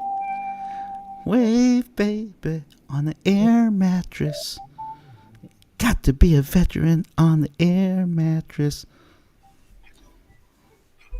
until your knees hit the floor. What we doing tonight, man? We just going on random stuff, man. What else you got in your mind? Like, what should we go? well, So much so to talk about. yeah, no, I know. But it's the holidays, I want to, keep it on this Yeah, yeah, yeah. this. Okay, let's talk about um. Okay, let's maybe get out of the Bible bag for a minute. If it goes back there, it does. But let's talk about just the general feeling of maybe a little bit of mental depression slash holiday. Family. You're working right now a lot with homeless and people with Yeah. disabilities. Mm-hmm. There's prisoners out there that this is the worst time of year, to be locked up. You're missing your kids, you're missing this. And even as a man myself who I don't give a fuck about Christmas for the most part, I don't give a damn. But due to some circumstances this year, I'm going above and beyond a little bit just to make sure my kids have a little, It's really about that, bro. It's to me the whole thing about Christmas. Oh, don't celebrate Christmas because Jesus wasn't really born. I get it. On Thanksgiving, I'm not. You know what? The way I see it now is that any opportunity and chance that people can get to come together, and I think the reason why like Thanksgiving and Christmas to most people are some of the worst time of the season is because we've taken it to a different. We've taken the meaning of these holidays to a wrong, ugly meaning. And I say that because I grew up in a family that's kind of materialistic, and it got to a point when, we were like, oh, your gift, whoever can give the most expensive gift and everything, and that can only go so far. And then what happens when the economy crashed the year after, and then there's no more gift, and then people are gonna be like, hey, yo, man, every year you gave me good gift. What's up, dude? Oh, well, you can't. Oh, man, because you're a loser. All that kind of stuff. And then you have this because you started already. And so now that I'm managing this house, I'm saying, you know what? For Christmas, I don't want us to give each other. I don't want us to buy each other a gift. Make something. I don't know. A note. Something with, I don't know. Give me something that meant to you and what it meant. To me, that is what it is. It's just really about when families come together, and I'm speaking this from reality because I don't have my family right now with me. They're all in Hawaii. I'm here in Reno by myself, away from my kids and my family, away from my family. And I would say this is probably the first time that I will celebrate. I mean, there's times when during the holidays I wasn't included in the party, but that's okay. But I knew my kids is just at my in-laws whatsoever. But this time I'm literally physically not there with them, and to some people they'll be really depressed. And all I can say is that for me, because I have this peace inside of me, And I just know that, you know what, I prayed that they're gonna be safe, it's gonna be okay, and I got other things I can focus on right now. Yes, sir. That I'm at peace with myself, man. I'm not depressed. Yeah. Now, see, I'm not either, right? Now, I've suffered from depression. I hate that word. I've suffered. I've suffered for. Fuck you and your suffering. Suffering. Depression. You fucking bitch, you. All right? Pull your My question is, depression is depression really real? Whoa, dude! You're gonna get us fucking canceled for that, bro. Don't start there, Ray. Okay, all right, okay. It's absolutely fucking real, dude. And the fact that you're so insensitive, bro. Oh my god, like. Oh my gosh, bro, it's absolutely real. No, for real, it really, it really is real. What did I just say? But yeah, the fact. Oh my god, you guys. Kanye, I'm gonna be joining you along with Sneeko. Okay, just disclaimer. The claims made by any co-host and guest of Harris's Drinkin Again podcast and is not true or does not for this channel. No, but, I disclaim myself. Please, whatever I say, don't put this man responsible for whatever I say. Yeah. I'm a grown man. I say no. No, yeah. you know, shit, man. Because I went through it so young, bro. For me, it's not real. I know that it can come back, it can lurk, but honestly, man, I have to really self-induce and self-indulge, like, it's in negative, low vibration things. The podcast gives me high energy, high vibes. Starting a business gives me high vibes. Doing things for my son, high vibes. I just try to associate with high vibes. If you microwave your dinner every fucking night and eat Doritos and fucking Kit Kats and fucking, you know, fried foods and all this bullshit, Arby's, Jimmy John. I mean, I love some Jimmy Johns. Don't get me wrong. I do. I had Del Taco the other day. I fuck around a little bit. But if you're always eating wrong, you're saying it's not the same, bro. I be smashing the salads. I be smashing the fruits. Oh man, like today, man, me and Don Beanie Bean, we went to Subway. You know what my favorite Subway sandwich is, brother? I'm gonna tell you right now. Can I guess? Please. What? Okay, because I don't know. I've never really ate Subway. I know the Subway menu pretty good. Yeah. Now I know you're not a Puerco kind of guy, so I'm not even gonna. It's not the BMT because I got the bacon and the ham. I'm gonna say, and I'm gonna say, you know, you definitely do the turkey, but I'm gonna go on there and say, okay, maybe some. It's tough. Okay. I'm gonna say my official, but I'm gonna say my wild card. For some reason, the tuna. But you know, I could see you getting the tuna from there and, you know, hooking it up. I'm gonna say the chicken breast. The chicken breast on a honey oat. I don't know. Go ahead. Okay, you know what my favorite is? I know, and it may not even be good. Okay, the veggie patty. Okay. The veggie patty, and then pepper jack cheese. See, toasted on the flatbread. Okay. And then on the condiments, everything extra pepperoncinis, please. And then I put the sriracha sauce and the honey mustard. Okay. And that is my Subway sandwich. Now, damn, I haven't been to Subway in a minute then, because I didn't even know they had a veggie patty now. Veggie patty, bro. And the only reason why I know, because I worked at a franchise in Hawaii for a family. Shout out to you, Best Family, that own Subway franchise in Hawaii. Is this okay? I haven't even looked up there. So when I go to Subway, I'm not gonna lie, man. My go-to all day is just a turkey. But when I'm feeling froggy, of course I do the steak and cheese. But then I go, but I started to become fond of that meatball marinara. Oh yeah, meatball marinara. It's off the hook. There's something about that meatball. Now when I get the meatball, I specifically only get spinach, pepperoncinis, olives, onions, That's legit. Yeah. and then never no sauce, but salt and pepper, heavy on the pepper, Parmesan oregano, oil and vinegar. Heavy, Ooh, that looks. Ooh, that sounds. Oh, heavy on the vinegar, bitch. oh, heavy on the vinegar. Oh, yeah. Yep. And no sauce at all. I got my son eating that way too. He goes there. I don't fuck with the lettuce just because that's filler food, but I always get this. I always say everything, but the lettuce. You know. Yeah. And you know what? I don't know what it is. I love jalapenos, man. Oh God. I can literally just pop jalapenos after hour, and then I love the spice in the end that burn, Yeah. and I put some more jalapenos in there.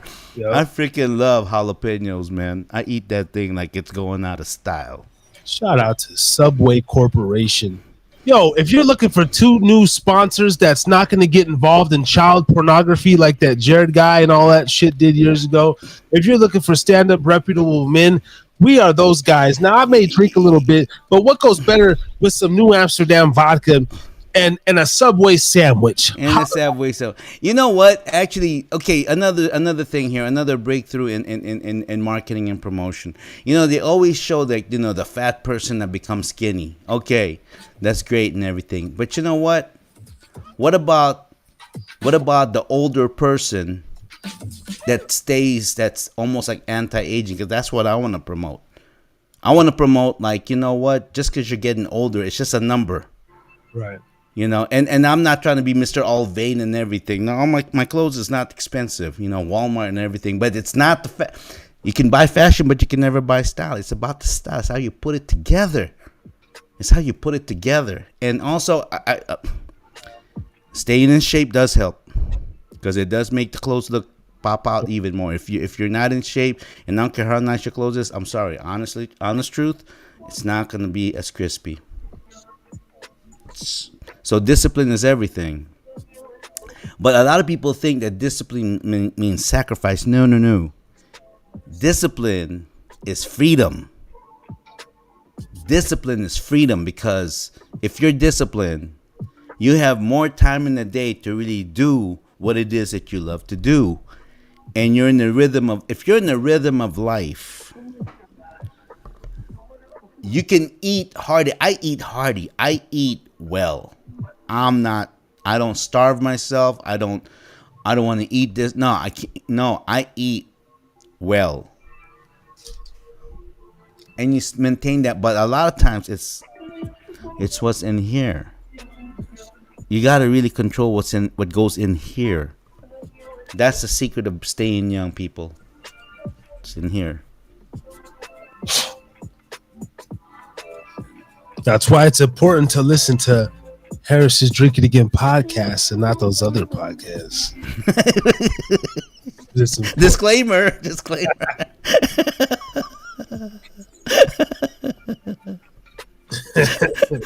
We're already back in. Wait a minute. Did we just read the 10 Commandments? Thou shalt not bear false witness. Oh shit. See, you just committed sin, brother, man. That's it. We're both going to hell. Okay. Wait. So like telling, like you can't gloat in your own shit? Is that what? No. it's... It's because what happens is that it's the same meaning as Okay, so let's see here. Let's see. Sabbath. Okay. You shall. Okay, what does it mean to you when it says you shall not bear false witness against your neighbor? Do not bear false witness against your neighbor. What does that mean to you? You shall not bear false witness. So to me, false witness sounds against your neighbor. Mm-hmm. Back in the day. So it's for today's times.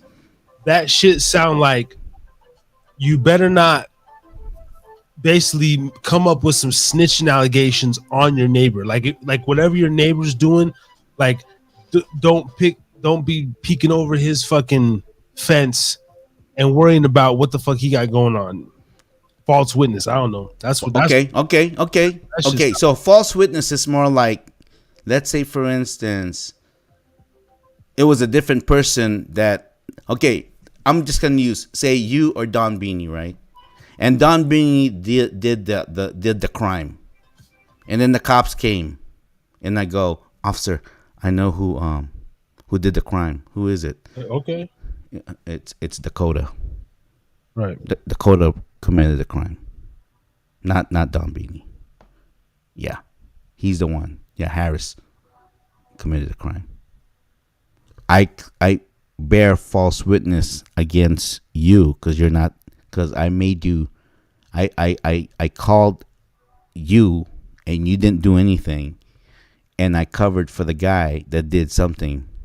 I bear false witness Okay, but still against your have to do neighbor. with the snitch and shit, or something like that. Yeah, Oh, that was close. Okay. yeah, Oh, that's even. Yeah, that's even worse. That's even yeah. like. How often does that happen at work? Let me see. Let me see. I mean, false How witness. often that happens at work just to get a promotion? Let's go. Okay, and then I'll cover it with policy. Well, the policy is this and this and that. This is also they did this. Did they really? Or is that what your perception is because you want to go up the ranks? That's why you said that. Think about it. It's deep, man. It's simply put, but it's deep. I mean, It's deep. yeah. No. You know, and that's a common daily thing. Like how many women are gonna be like, "Oh, I'm putting him under TRO because he was gonna strangle me," and the guy's going, "I wasn't even intending to do that. I just want my stuff back." I was just talking with my hands like this. I was fucking talking with my hands like this. Exactly. And then what did you do? You told the cops that he was gonna put hands on you. False witness. I was fucking talking. Yo. Because and I said, bitch, but I was like 7 feet back, dude. I was by the door. But I was never ever gonna strangle you. I just expressed with my hand, but Yeah, yet I was you 7. saw my hands. Oh, he's gonna strangle me. I was 7. False witness. A sin. Breaks the 10 Commandments. Hello? Yeah. Yeah. That's right. You think you're getting away with something, but are you really? He knows your heart. So you can act church. You can act all Christian. You can talk all Christian. You can even carry that Bible and as big as a briefcase, and you can have that look like you're such a angelic person. But are you really living it? No, most of them aren't. And I've said this before, though, dude. I honestly feel like more of a so-called Christian than most fucking Christians. Like, Yeah. there's a certain belief in me that, with what I know, and even with the stuff I denounce it for a reason. But there's a, I don't know, man. I feel like it's just covered up in so much smudge. But the baseline stuff, it's there. But for me, my journey, I gotta shed like a dog, like like you gotta shake off before he come in the house. Like the house is good, but he be outside like rolling around all the other dogs, Mud, yep. all the other mutts, the different types of canines and canine philosophies. Oh, you should do this with your dog. And he comes in, and he's like, and then we But goes, you come into your house and you're like, okay, all of that is off. I'm Yeah. living the way I'm living. Yeah. Yeah. You got it. That's exactly what it is. And the owner is the god, like he's the That is it. You got it, man. That's a perfect analogy, bro. That is, man. I'm gonna use it from now on, bro. That's mine now. Thank you. You're welcome. Yeah, yeah. For someone who told me for years. I'm But- I know. I'm still that because there's just something there. But I get the But at least you're recognizing. At least you're seeing the lanes. That's basically what it is. You're seeing the lanes, and I went through it too. but it's like, which lane am I ultimately gonna? Well, you know which lane, but you kind of like, okay, I want to go. It's You do that because what's gonna happen is that if you're like, okay, I'm gonna be here, Okay. eventually you're gonna like, Okay. Can I? Now we've covered this before, but look, man. I know. It's not. because it's fun to talk about. Um. It's insight. So look, man, and I could be wrong in this. What I'm about to say. If I am, whatever. This is So how. what? This is how I feel about the God thing, bro. On what little I'll say little I've done. I think it's a lot, bro. I think I've looked down a lot of shit now. Maybe I haven't in the grand scheme of things, and I'm still immature, whatever. But like, I do feel like he should give me the sign, the ultimate sign.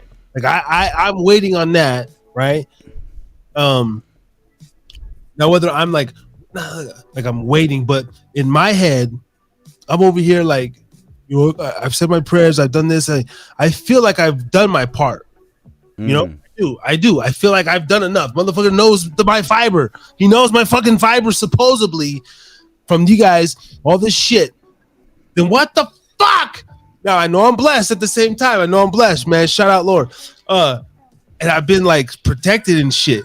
But at the same time, I have this like other side. This like it's part disdain because I have this like I get like, why do I fucking feel this way? Like, why don't I fully accept it? But at the same time, and I've heard we talked about it before. It's not up to he.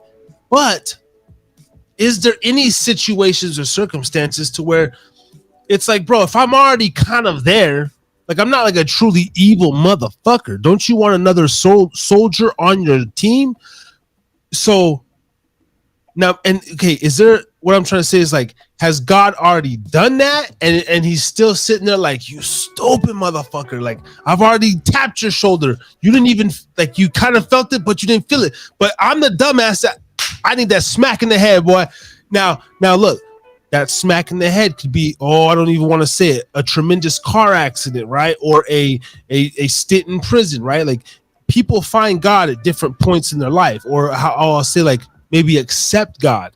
Now, I don't want to be one of those people that has to experience some fucking, my life was going good, and then I was on an operating table for 6 months, and I fucking, found the light. I don't want that to be my story. Right. Now, I kind of think that is a thing. I believe that shit, like, but so anyway, I don't know what I'm saying after this, but so that's kind of my thing. Like, am I right? Am I wrong to think that he needs to give me this? Now, okay, now if I continue to deny where I'm currently at, is that gonna be my situation? Because I don't want that to happen. Like, goddamn, like, I thought I knew, and then I fucking leg all fucking amputated and shit, and then it's like, I believe in God. Well, it's interesting you mentioned that because I do live with people that went through that. And it's amazing because right now it's kind of, I'm tripping out because I tell the people that who's the people that lives here that I manage this house, I tell them, I am not familiar with your environment. I don't know your triggers, but I want to learn. So if I say something that offends you whatsoever, I apologize. I just don't, But at the same time, I'm just gonna treat you like a regular, no difference and whatnot. But I see sometimes what's messing with me sometimes right now is that why they became that way? But I know that's the devil talking in my head because God doesn't do that. The devil does that. And you gotta understand that there is, like, I truly believe that there is darkness out there. And the devil is out there to deceive you because the devil has really no powers other than to deceive.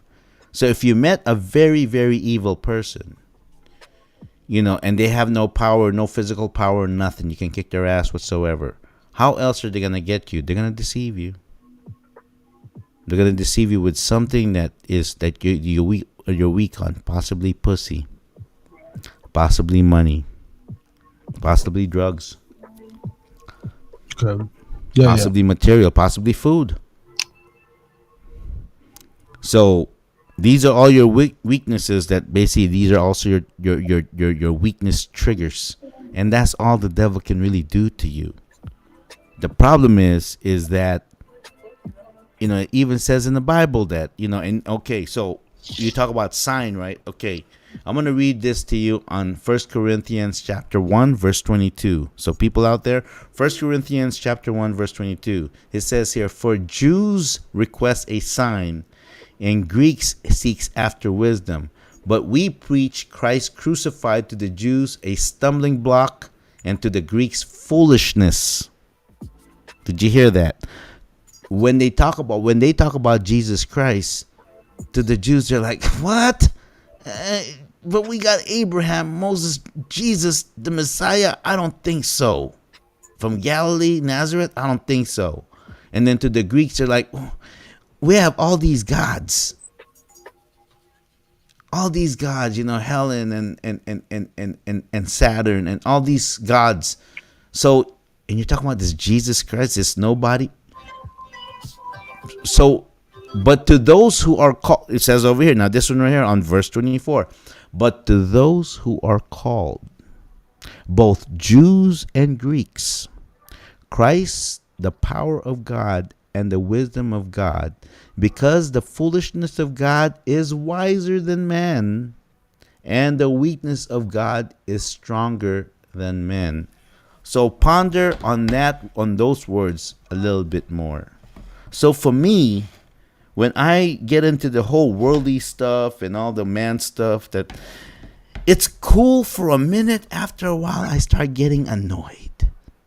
But okay, but for my question, like, is it right for me to feel like he needs to reach out to me, or is it always solely on It's up to you. He's already reached out to you from the day you were born, and you're talking about, I'm so blessed. I'm so blessed.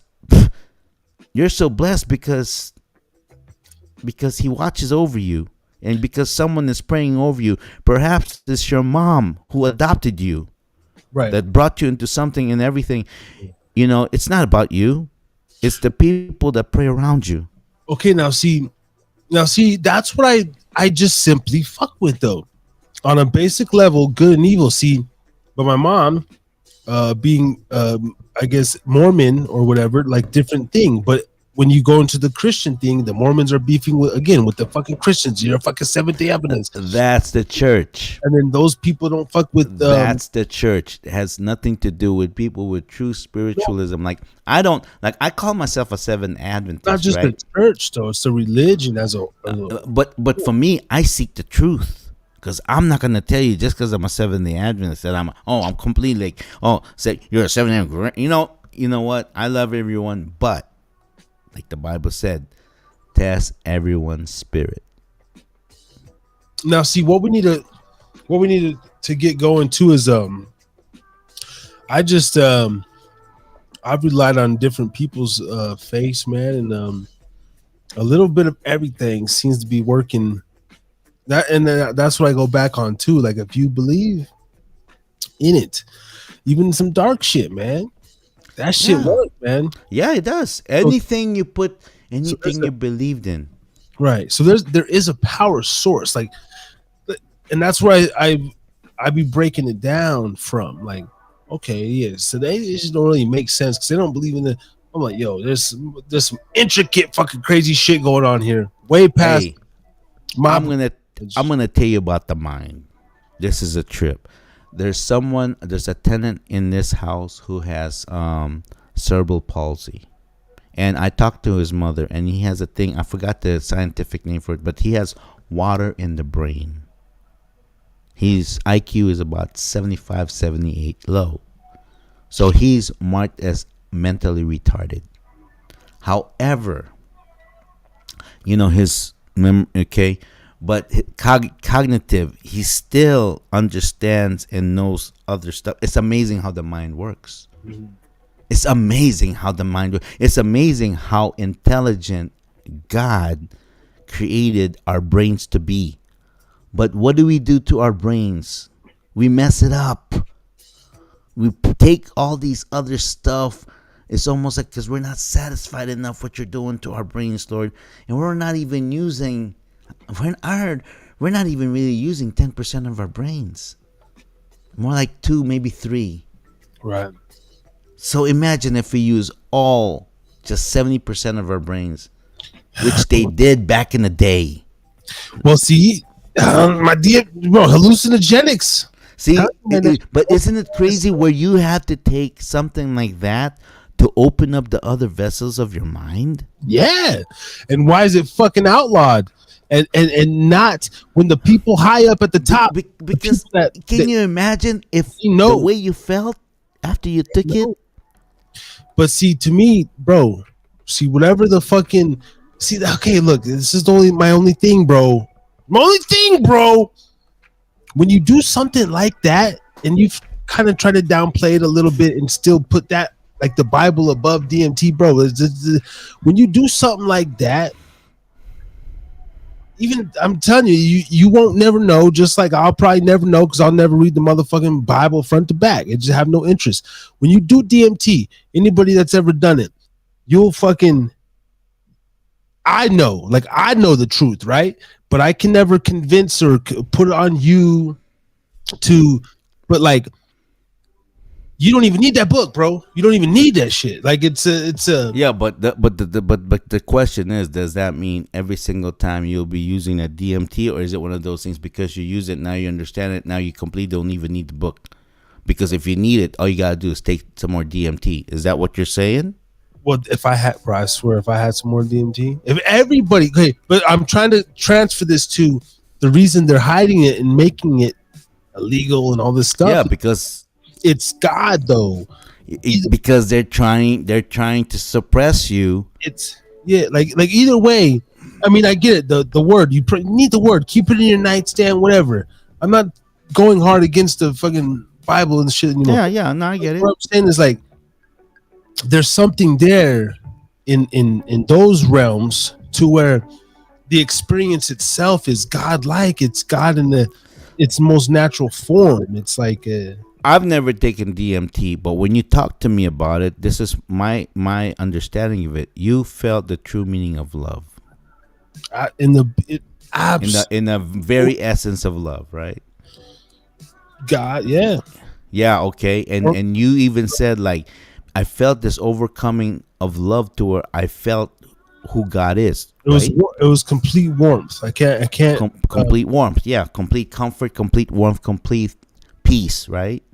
So, if okay, I'm sorry, but like if Jesus was how they describe when Jesus, first of all, even like I think some of the LDS people like, well, when the human cannot even look at Jesus. His light is going to be so bright when he comes, you can't even look at him in the eye. All this shit. Okay, I get it, spectacle. But the point is, like, the warmth that I was experiencing, it was like as if your fucking mother, like you're in the womb, like the creator was in front of you, and you're like stunned. You're fucking speechless. Like it was something like that. Like, isn't it funny? Isn't it funny why? For you to discover that, you had to go through that DMT, and it's like if you already knew it, you should have done it a long time ago. And why that particular time in that particular moment? At 33 years old, the year Jesus died, on my 33-year-old birthday, man. Shout out to my brother, man. I love you forever, bro. We're forever synced in that moment, bro. See, why is that? Why only during that time? Why didn't it happen when you were 24, 26, 29? 21? Well, see, for one, okay, another thing that was going on in my mind at that time was synchronicity. All this is going on, the color, the visuals, but synchronicity. My eyes processing like a spindle or like a fishing rod when you. All this shit was like unraveling, like all the fucking confusion, all the bullshit, all the stress. Yeah, it took about 2 minutes for me to even think about my son. the one thing that in this world, the material world, Hmm. because what I realized that even my son is like it's like a material thing, bro. Like as crazy as that sounds, Yeah. like we're like material, like it wasn't about him, it wasn't about being a parent, it was truly about me, you in this moment with the creator. And and I had to almost, and then when I started to purposely kind of come in control of my, like I started to think about my son and said, nah, don't even like get him back out. We're not done. Like, and I was like, okay. And then I just sat with it, like it's about me. But there was a synchronicity factor, man. Like everything is in this moment is correct. You know what I mean? And that drug will never, I'll never find that drug again. The drug will find you, you know. So to piggyback off of that, Herb. Hey, I'm sorry. Shout out to Big Homie. We got our first live chat right on, big homie. up in the thing. Hey, cheers, man. Let me crack something open for you. Hit that like, subscribe. We rocking over here. First time we've seen you up in the chat. Salute, salute. Harris is drinking again. Salute to you, big homie. Yeah. Harry's drinking again. Yes. Try to hit that 200 subscribes, man. Let's go, man. Hit that like, that bell. Let's go. We here every Thursday night. And also the Cash App, yo, drop something in there, okay? Because right now what we're talking about is not just conversation. There's some spiritual essence to this, yo. I prayed for this, man. Like really, like this kind of conversation. This is, I want to go back. What was the whole concept behind Harris is drinking again? From my own perspective, for years I've been always trying to, even in my own church, trying to have a men's ministry where men can talk and everything. Unfortunately, there's a lot of men that doesn't really like to talk in crowds or in people, or they don't like to express their whatnot, and then they're figuring out, oh, how come my wife does? Because, bro, you gotta learn how to talk.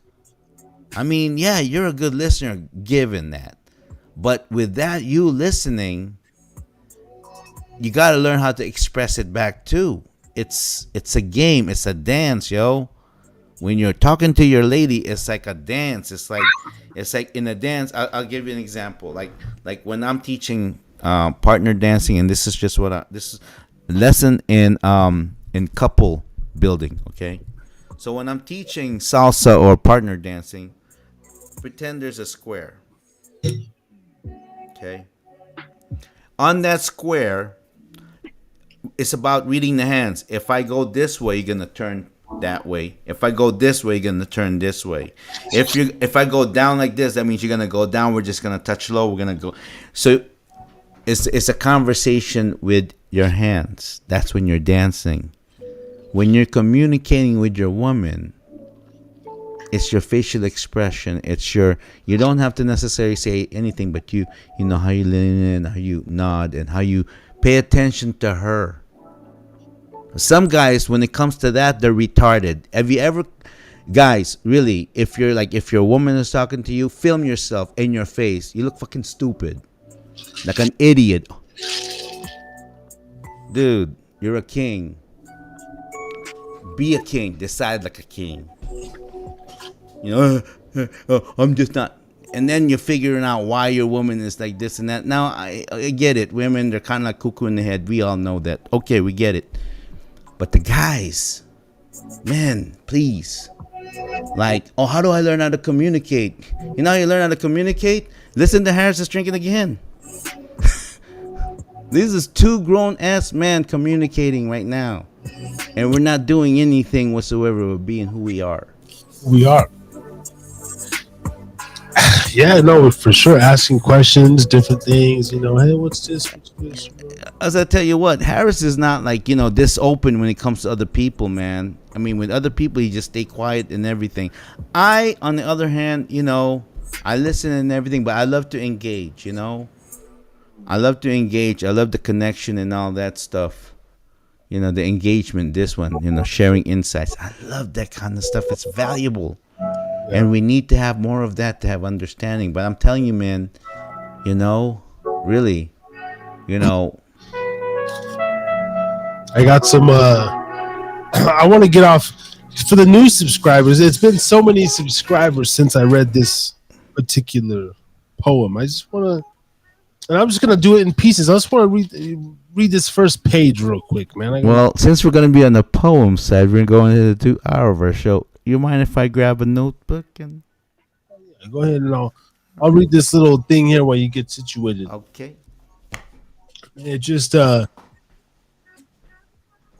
you know, it's just a little thing that the continuation of what we speak about. To my knowledge, Ray, since I met Ray, he's been pretty much the fucking same. That's the thing. So I feel like and it could be my generation, but we're playing catch up. A lot of mid 30-year-olds I talk to, they feel like they're still in their 20s. We're born in 87, and it just feels like it's still 2007. So this shit's moving past us. So anyway, but a lot of this stuff here, I need to rechannel my energy and all my thoughts. I will not be held down any longer by these whole plots. Change the mentality of myself so I can get back my health and earn my wealth I'm supposed to have in these future years. Cut out the beers, release the tears. If necessary, if not, suck it up, stiffen up your chin, swallow your pride. That's what I've been told before. It hurts you. It uses itself against you. Makes you rattle, can't perform under pressure. Burden your ego, I'll be my own hero. I still got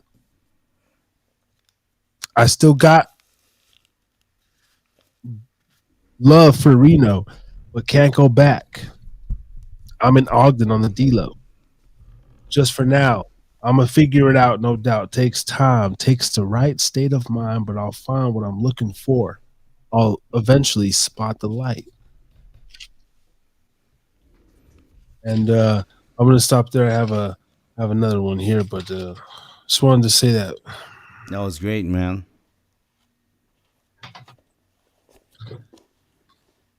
That was great. I like that. Yeah, every so often, man. Every few months, we should probably brush up on the poetry just to like keep it in the system, man, and just. You have to, man. I just happened to grab a journal that has more scripture than I did. Oh my gosh. Oh Hey, my look, God. I mean, I just randomly turned to the page where it said "never before seen." Look at that. This is my. I draw my dreams, bro. Local biz. I mean, that's crazy, though. Anyways, go ahead. Go ahead. I'm gonna find some jewels here. I mean, I just turned to the aura where it said "never before seen," a mixed breed and a chink. Act the way we act, or think the way we think. What we do, or write what we write. Little did they know, we were one step closer to Harris's drinking again / Yam Jam at the end of the night.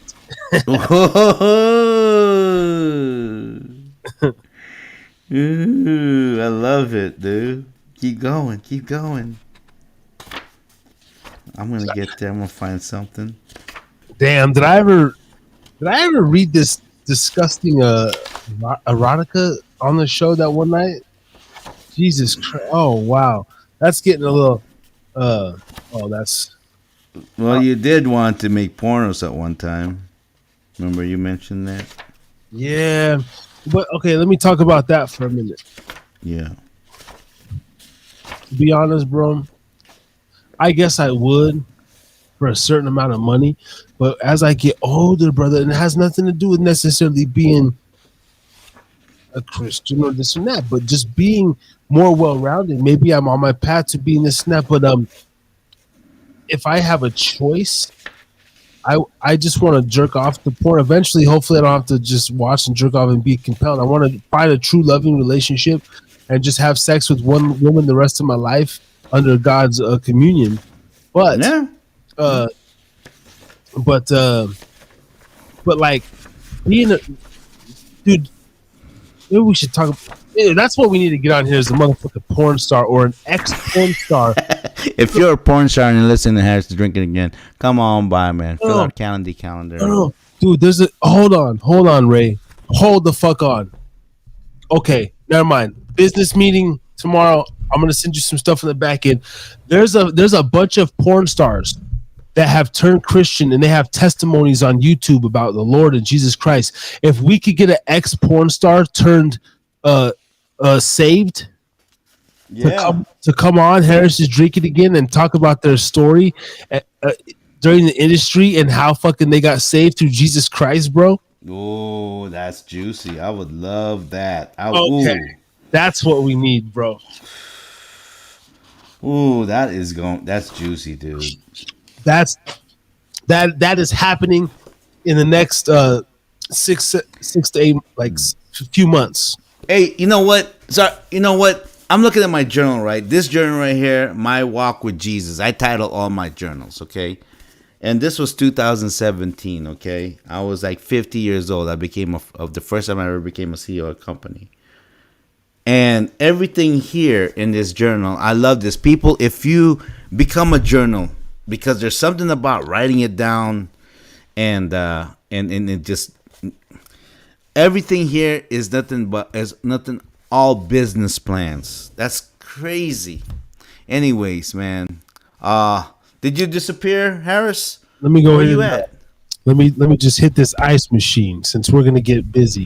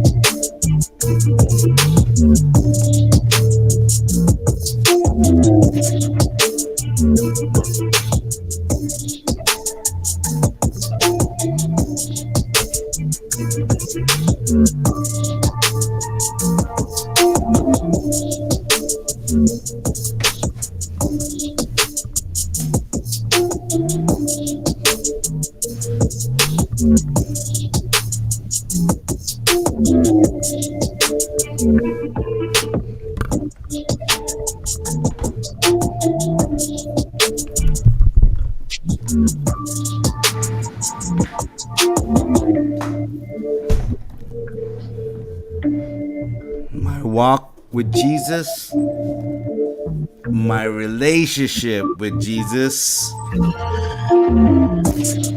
2016, yo.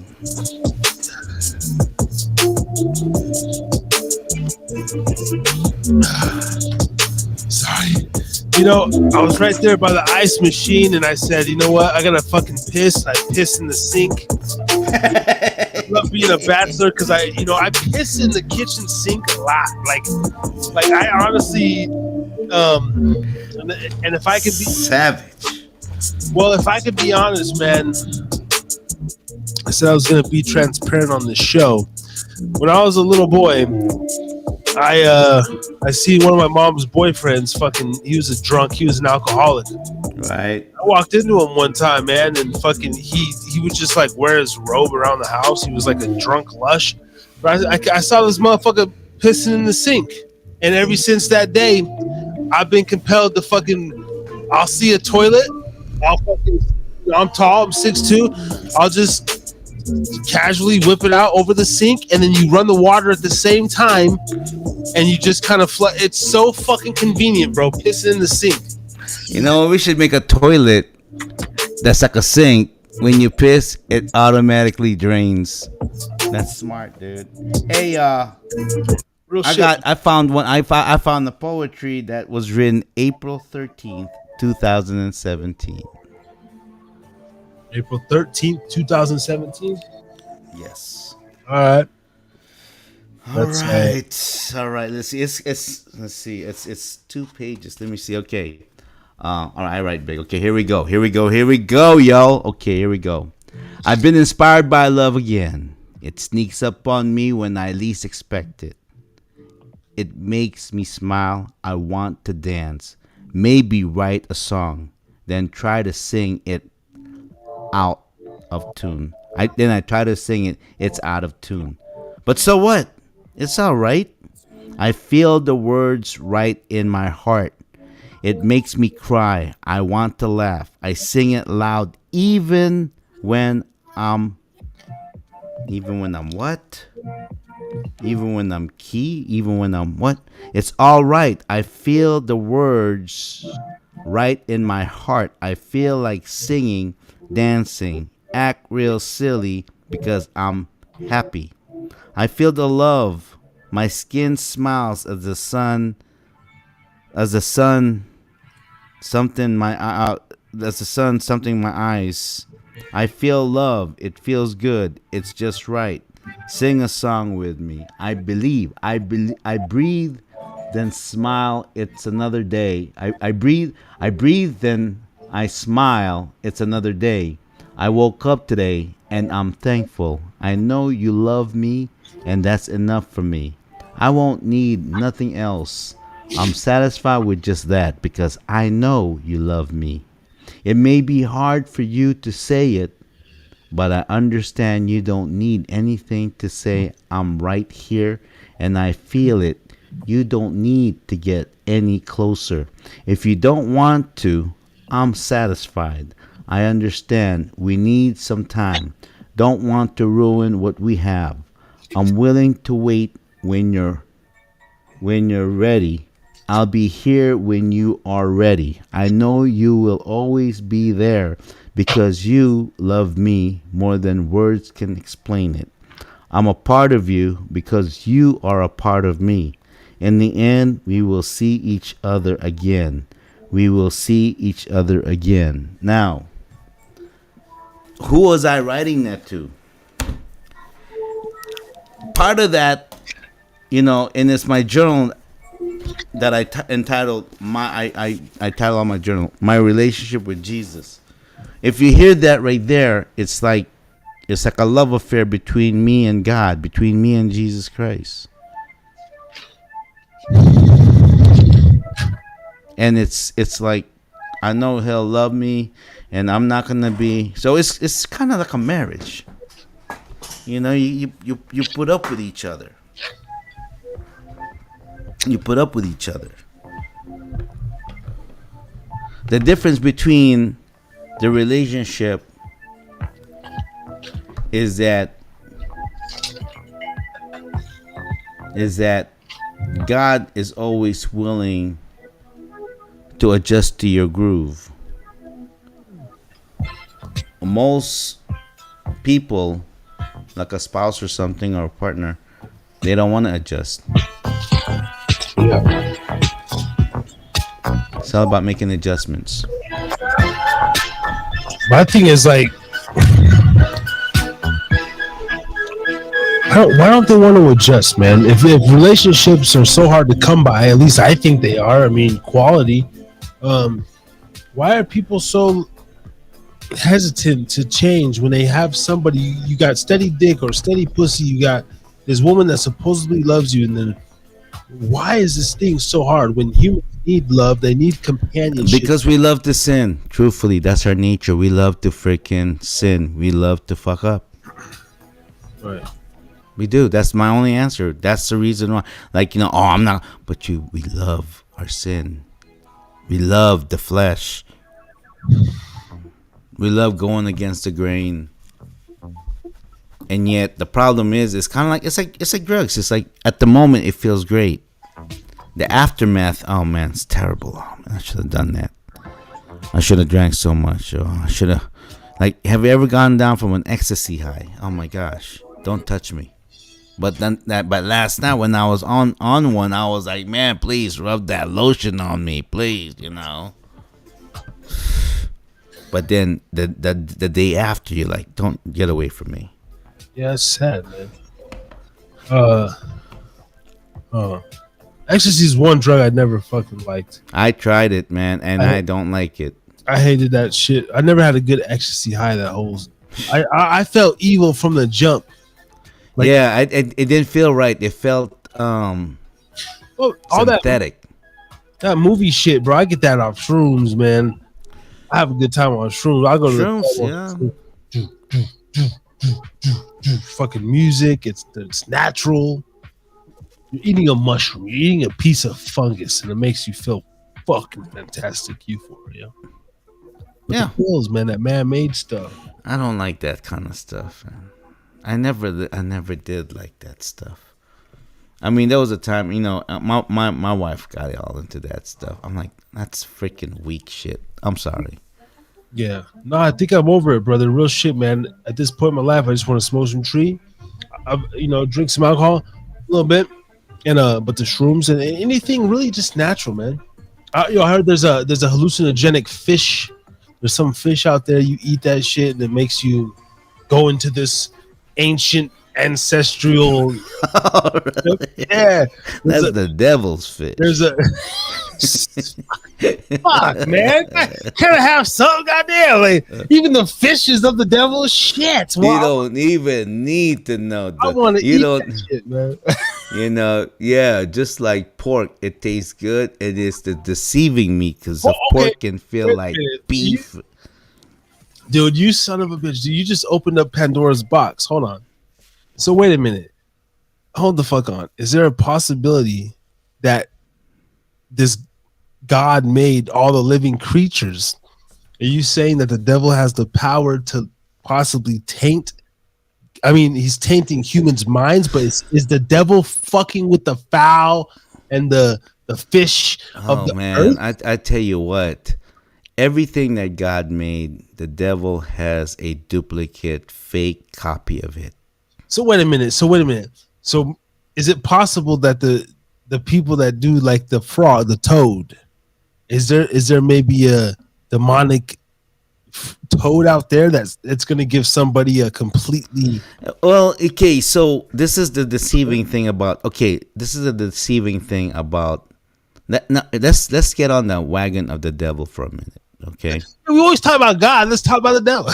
let's do it. Let's do it. I mean, we gotta know that because you really gotta know the devil to really understand the other side. So, the devil is very much like a human being in thought.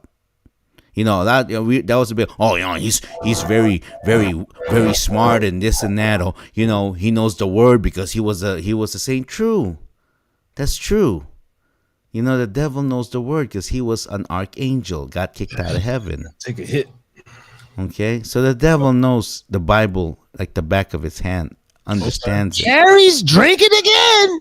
But the thing about the Bible, just like any other Christians out there that know the word, but is not living according to it, but in front of other people, acts the part, talks the part, looks the part of what they call a devout Christian.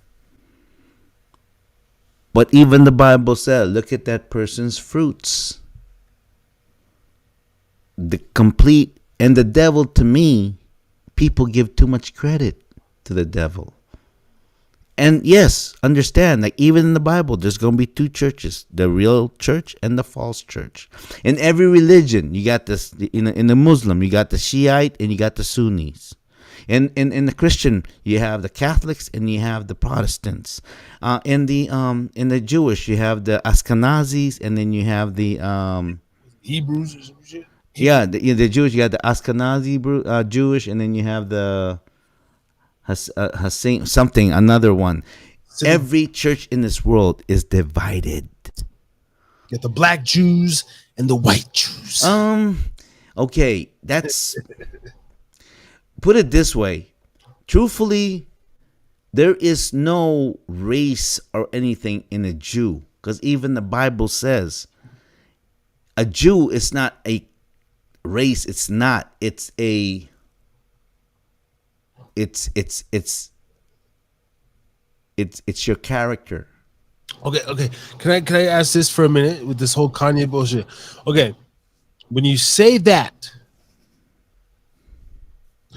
is that a way for, because the Jew is from Jerusalem? Is that correct? Isn't it? No, not necessarily, because God has spread the Jews all over there's Jews in the Philippines. Okay. I mean, there's Jews in white people, there's Jews in black people, there's Jews in Spanish people, there's Jews in Asian people. Right, but I mean, But okay, so that term did not even. It's not even nothing from that area. Is and what they try to do the scientific, trying to, like, because of course Noah had three sons, Shem, Ham, and Japheth, and they're trying to say, oh, Japheth is from the from the European Caucasian, and then Ham is from the black because he went, and then Japheth is like Shem is like Middle East, like Asia, whatever, right? But in actuality, because if you look at history, and God knew what He was doing, He just mixed them all up. Because before, if I saw you, and just because you're dark skinned, it didn't matter to me. All that mattered to me is that which village did you come from? I came from so and so village. That mattered to me. It didn't matter whether you're white, light skinned, Asian looking, but people didn't matter because people like to just fuck each other. And then through all that, people just mix. Not like today. They're like, oh, you're white. Back in the day, there was no such thing. Well, yeah, no, actually, it's a construct. It's this bullshit made up. It's bullshit. It's blue pill. Yeah. Bullshit. And that's why you go somewhere and you see some girls, and it's like, because she completely, I used to I saw this chick, and I found out she's East Indian. And I found out where she, like, Gujarati, man. I used to man, she is hot. There's something about her that just attracted me, bro. Like, attracted me. But, yeah. Man, like, dude, like, when it comes to women, bro, I have no preference. I like black. I like white. I like Latina. I like Asian. I like... Hey, you know? You know what? Hey, Middle Eastern. I don't care. Hey, can we flip it to? Hold on. You know what we haven't fucking done yet? What's that? We haven't screen shared and just Googled like fantasy women of ours, and actually shown what we think is beauty on the screen. Okay. Now, I want to. Okay, I have a rundown. I'm gonna, of course, celebrities, right? Every man has a celebrity fantasy, right? I don't really find any celebrity. I mean, really? Okay. This is good though. This is good. So last night I was watching Snow Day with my son, and this Emmanuel Creaky or whatever the fucking name is. She's like gorgeous as fuck. She's like some whiter Italian chick. But then you go to like the Sanaa Lathans or the Megan Goods or the Regina Halls, black women, and I find them so fucking beautiful. And then you go to the Salma Hayeks or the whoever of the Latin women, the Lucy Liu's or the sadly, that's the only Asian actress I can name. I can name a shitload of Asian porn stars, but Kobe Tai, the Asia Carreras, goddamn. My puberty was good. Asia Carrera. Anyway, Asia Carrera, yeah. Goddamn. Mimi Miyagi. I mean, there was this girl named Mimi Miyagi, porn star. But it's almost like when it comes to women, I do say this kind of, if there's only one out there, I'm not gonna say her full name, Double M. There's a couple little snow bunnies out there, man, that I would like. Oh yeah, man. White women are beautiful. Right? But when I get into my bag, I that's not my first hunt. Like all women to me are like amazing. I'm sorry, yeah. Okay. Yeah, I mean, well, like my first choice, I do have a preference when it comes to procreation. Now I get it. Yeah. There's some women out there that's like, maybe they only fuck black guys because they want the big dick or the sex, but then there's other women that like they'll fuck anybody, but they only want a darker baby or whatever the fuck it is. My whole thing is, I don't know, man. I guess it just depends on the person, but generally speaking, I do a little. But I wanted to type in. Let me throw this little honey on the See, screen. right now where I am in my life right now, I'm just like me and Don Beanie Bean was just talking about this in the car, and to me, it's kind of like I just want to just wine and dine. I don't necessarily like want to hit skins. I just want to be. As a man, I love the whole opening of the door. I like being chivalrous, opening the door. Like I'm sure the screen. Yeah, like her seat. yeah. You know, putting on her coat. I love Is treating women like women should be treated. I is this love chick that. here? Do you know who this is? Is this like beauty to you, or is she just all right? Like, what's your You know what? Actually, Emmanuel like Creek? dark featured women, I just truly. What is she though, man? Exactly. She's like She looked like she got a little bit of everything. she's a baddie, bro. She's got to be one of my top 10 like of all time. Damn, she's gorgeous, man. She's like, what is she? She got some Middle Eastern. I'm sorry, Asian women. I think Oh, they're let's created to click be this like one here. women because Asian women are Oh, freaking beautiful. look at this little see through here. Look at that little see through right there, huh? Zoom in on that there. Let me see. Does she have thick Now, lips? I like natural thick lips. now she was in a movie in the mix with Usher, and then like a Snow Day, and I forgot she was in Snow Day and shit. I'm sitting there watching with my kid, and my son is like, ooh, because she's Wait, like, snow day, snow day. yeah, Snow Day. It's like this movie. These kids get the Snow Day in New York, and she's like plays like a diver, like a swimmer. My son was Mm. digging it. Even he was like, "Ooh!" And it's weird Oh, how Hollywood movies try to program us because it was programming my son. And like, like he understands movies. Like when they try to make you like when you're watching a movie, it's so a 7-year old or a 37-year old can figure this shit out. When it cuts to the first scene that she's shown in the whole movie, she's the it girl, the cheerleader, the diving, whatever swim team, and even he recognizes like, oh, that's the bad bitch. You know what I mean? Like, oh, this is what the movie's trying to tell me. Like, it's not this other bitch that he ends up with. It's this bitch. You know what I'm saying? I told him that. I said, like, you see how they try to make him look Emmanuel Creaky. Manuel Creaky. But anyway, yeah. She What was is like, her? What is she? Where's she from? shh, let's look up. Yeah. We're gonna have her on the International. podcast, so I'm trying to be very Are respectful. we gonna have her in the podcast for We real? are gonna have her on the fucking podcast, We are gonna have her. Yeah, that's right. and it's gonna this shit's gonna be crazy because let's see, Canadian actress. Canadians like American. There's a lot of immigrants in there too. So where like Canadian? Okay, but what's her mama? What's her daddy? Like, what is he like? daughter What daughter of Morocco, Morocco? Jewish. born in Casablanca. Her father Albert was born in Rabat. Her family practiced Orthodox Judaism. Creaky has an older brother Serge and an older sister Lawrence. When she was almost 2, her family moved to Toronto. She grew up in So Mark. they're Jewish, all right? Because Jewish women are beautiful, and that's the reason why Abraham had to lie about his woman. Hey, hey, I didn't even know that. So look at this though. The JDL can never come back on me and pull a Kanye because I just pulled up one of y'all most beautiful women that I thought and I didn't even know, and she's one of my all time. I think what it is that they God damn, she's bad, bro. okay, She's bad. she's tight. Yeah. Hey, you know what? Can we touch on that topic a little bit since you brought up the JDL with Kanye? Yep. Because okay, see, right there when Brother Kanye said that, Do I have to type it in too? I did not take it the way it was said. He's not. The media made it sound as if like, oh yeah, here it is, another black guy complaining that they're not part of the so and so. No, it's not that.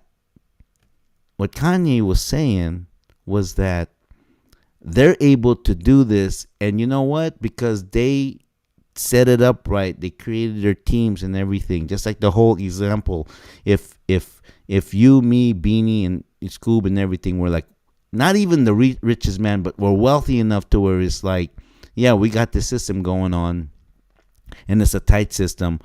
Are we just gonna let anyone in our circle? No. Well, the same thing with the JDLs that has built their business and came together and whatnot. And you know what? It's in their Torah. Hold on, are you reading? I don't know if this is real shit. It's in their Torah. Yeah. to where it's like if you and I are both Jewish men, and you are hard on your luck, and I have something to, I'm supposed, according to the Lord, help you out. Like whether I'll loan you the money and not charge you any interest, and basically help you in your business rise up, and then you and I will go into business together. Kind of like what we're doing now. So is that bad? No. But the media twist it all up. Yeah. And of course these JDL, they want to protect what they have built for. It's not selfish. It's not, they're No, trying to, like, no, man, these guys built that themselves. we get that. My thing is too though.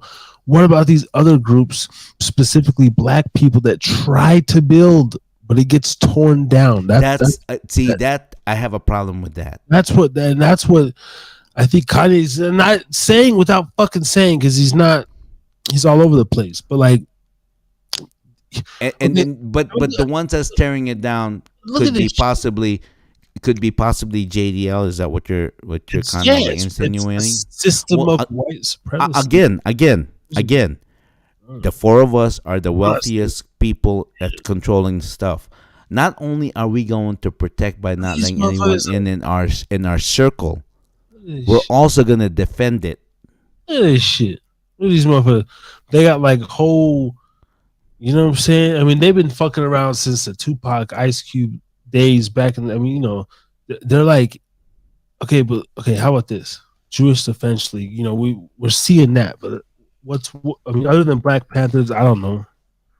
But like when groups get together or some shit, right? I mean, these brothers started off, just clicking up, helping people in the community, delivering food and shit like. Yeah, and then and the actual shit come up. Hold on. yeah, and then what happened was that they completely twisted it because they're getting too much power. I get that part.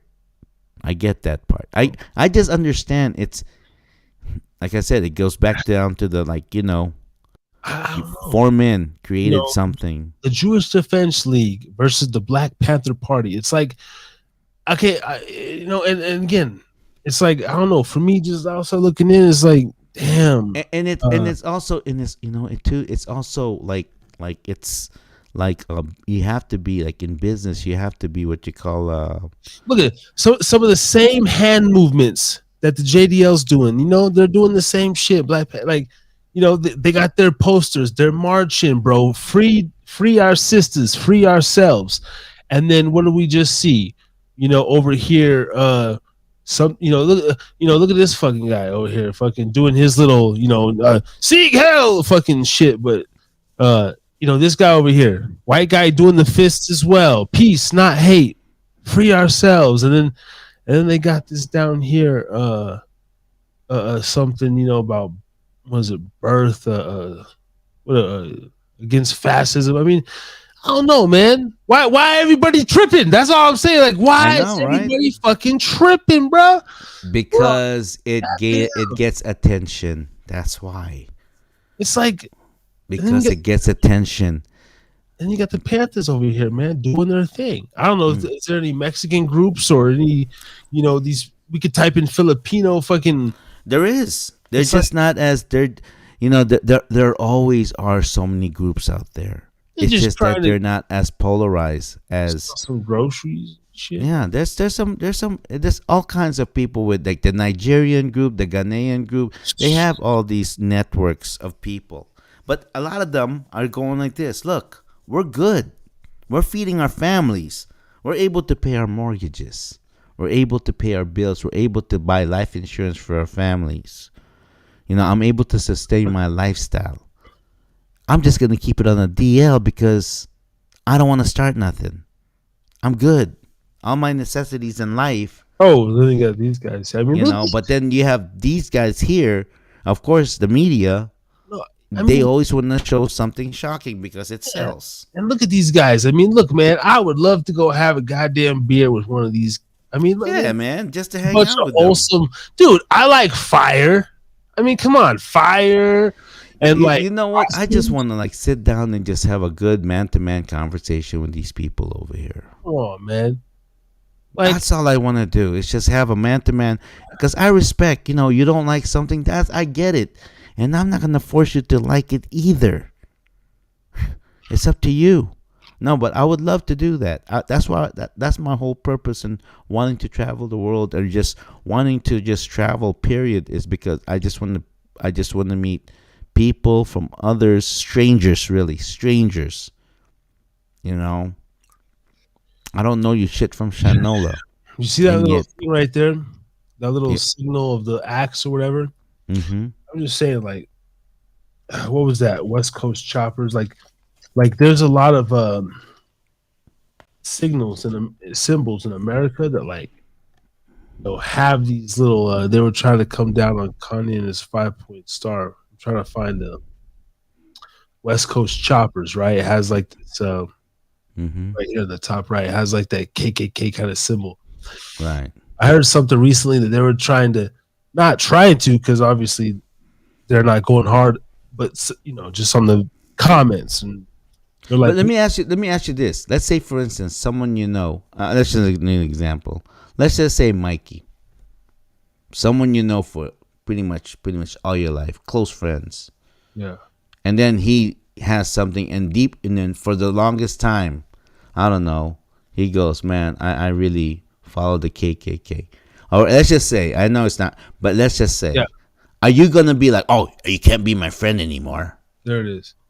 Um, Would you be like, oh, I can't believe it, you're a KKK, you can't be my friend anymore? Bro, I would turn into a kin, bro. I'd be like, "Oh my god, bro, I'm gonna try to get you fired. What do you want?" No, honestly, I'd be like, "Motherfucker, like, I already knew, bitch. Like, I already fucking knew deep down, you motherfucker. That's why I love your ass, dog. Is because Exactly. It's like, look, I, man. I'd be shocked. Honestly, I'd be But shocked. would you like? You can't be my friend anymore. Well, because of the fact that he specifically I never honestly felt 1 ounce of harm or danger around him. If my spirit told me it's still like, and he really expressed to me, bro, I Yeah. can't be mad at no man for expressing his shit. Exactly. The only thing I would take Yeah. issue with, though, I would have just be like, wait a minute, dude. Like, let me know the real, like, Like, because like, in my head, I'm thinking about lynching, murdering, killing. So I'd be like, bro, I had you around my kid. I had you this and this, motherfucker. Like, I'd want to fight him or like, some do shit. you, do you, Probably. do you, and what if he goes like, no, it's just, it's not so much color. It's just, This way of there, it's thoughts. a lot of times it's, and even the Bible says, what did the Bible say? I mean, oh, hold on. See, keep talking. Go ahead. I'll find it. Yeah. Anyway, no, I'm just uh now I see what you're saying. I would just be like, I mean, if he expressed to me that it was that, because he's been here in my home and shit, like when I'm Mm-hmm. sleeping, I'd be like, bro, you want to make a fucking football out of my fucking son's beautiful brown skin, dog? That's what I would think. But then if his actions didn't show me that, and he was just like, nah, this is my philosophy, because I'd be saying some wild shit. We all say some wild shit. I believe actions still speak louder than words. And Yeah. at the end of the day, it could still be a phase too. I'll be like, bro. And honestly, and just knowing Mikey, I'll be like, bro, you're more like a white boy Mexican than a fucking white boy cracker dude. You know what I mean? You're a Yeah, fucking and yeah, and it's like if someone to me, so like, hey man, I just don't like Filipinos. I said, are you saying you don't like just because they're Filipino, you don't like them, or there's some Filipinos you don't like? Because if you're saying there's some Filipinos you don't like because of their character, well, I'm the same way too. There's a lot of Filipinos I don't like because of their character. okay. What about the general statement? And I've never heard this, but I've heard it for other races. Let's just say, someone on the podcast, and say like he's like, dude, he's like, oh, you're Filipino, man, fucking Filipino homes fucking stink, and he just said it like really kind of like, and you're like, and I I, know I you, would probably I would probably be like, oh, did they stink? Did they stink because of food, or did they stink because they just don't clean their house? right, and everybody, Because if you say, oh, they stink because they're always cooking whatever, yeah, because we're always cooking. Just like if you go to a Mexican family's house, Come on, man. Don't tell me you're not going to smell the carnecitas and you're not going to sit on the table. You're a damn lie if you don't. You're That's a why. damn lie if you That's why. don't. Yeah, that's why I flipped it. 'Cause Yeah. I heard those Yeah. things. Like, But yeah, say, yeah. but let's say somebody will be like, say that and say, oh, I dated this. I dated a Filipina in high school, and her fucking, and then And her pussy stinks or something like that. well, just her home or whatever. Like, Yeah. but some people might even get offended at that. Like, Yeah.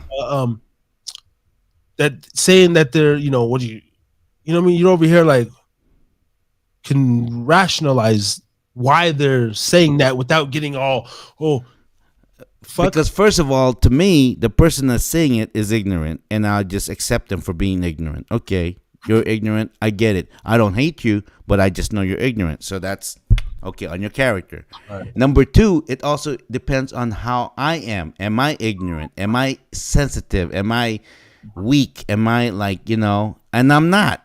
So it's like, Yeah. okay, if that's how you feel, that's, and to somebody, oh man, I can't believe because you're, no, I'm not, because I'm way above that. So going back to the scripture, it says over here on Ephesians chapter 6 verse 12, for we do not wrestle against flesh and blood. So we don't wrestle because of just people to piss people, but against principalities, against powers, against the rulers of the darkness of this age, against spiritual hosts of wickedness in the heavenly places. So in other words, we fight. The reason why there's so many people that don't believe in God or God exists is because, again, it's probably the church they're going to. It's probably the family they come from, the principalities, not flesh and blood. A lot of times it's the organization that we belong to. That's the reason why they don't like it. So because people get cliquish. And some people are like, I don't like cliques. I don't like clicks. Yeah. But I see, don't either. That's why I feel like sometimes I'm a step above this Christian shit, and I get on my high horse, bro. When I feel like, bro, just because like the Bible's not the end all be all, because it's like I feel on my end, I've felt and seen this stuff to even recognize, bro, all these motherfuckers fighting, man, like over the same. You know why they fight over that?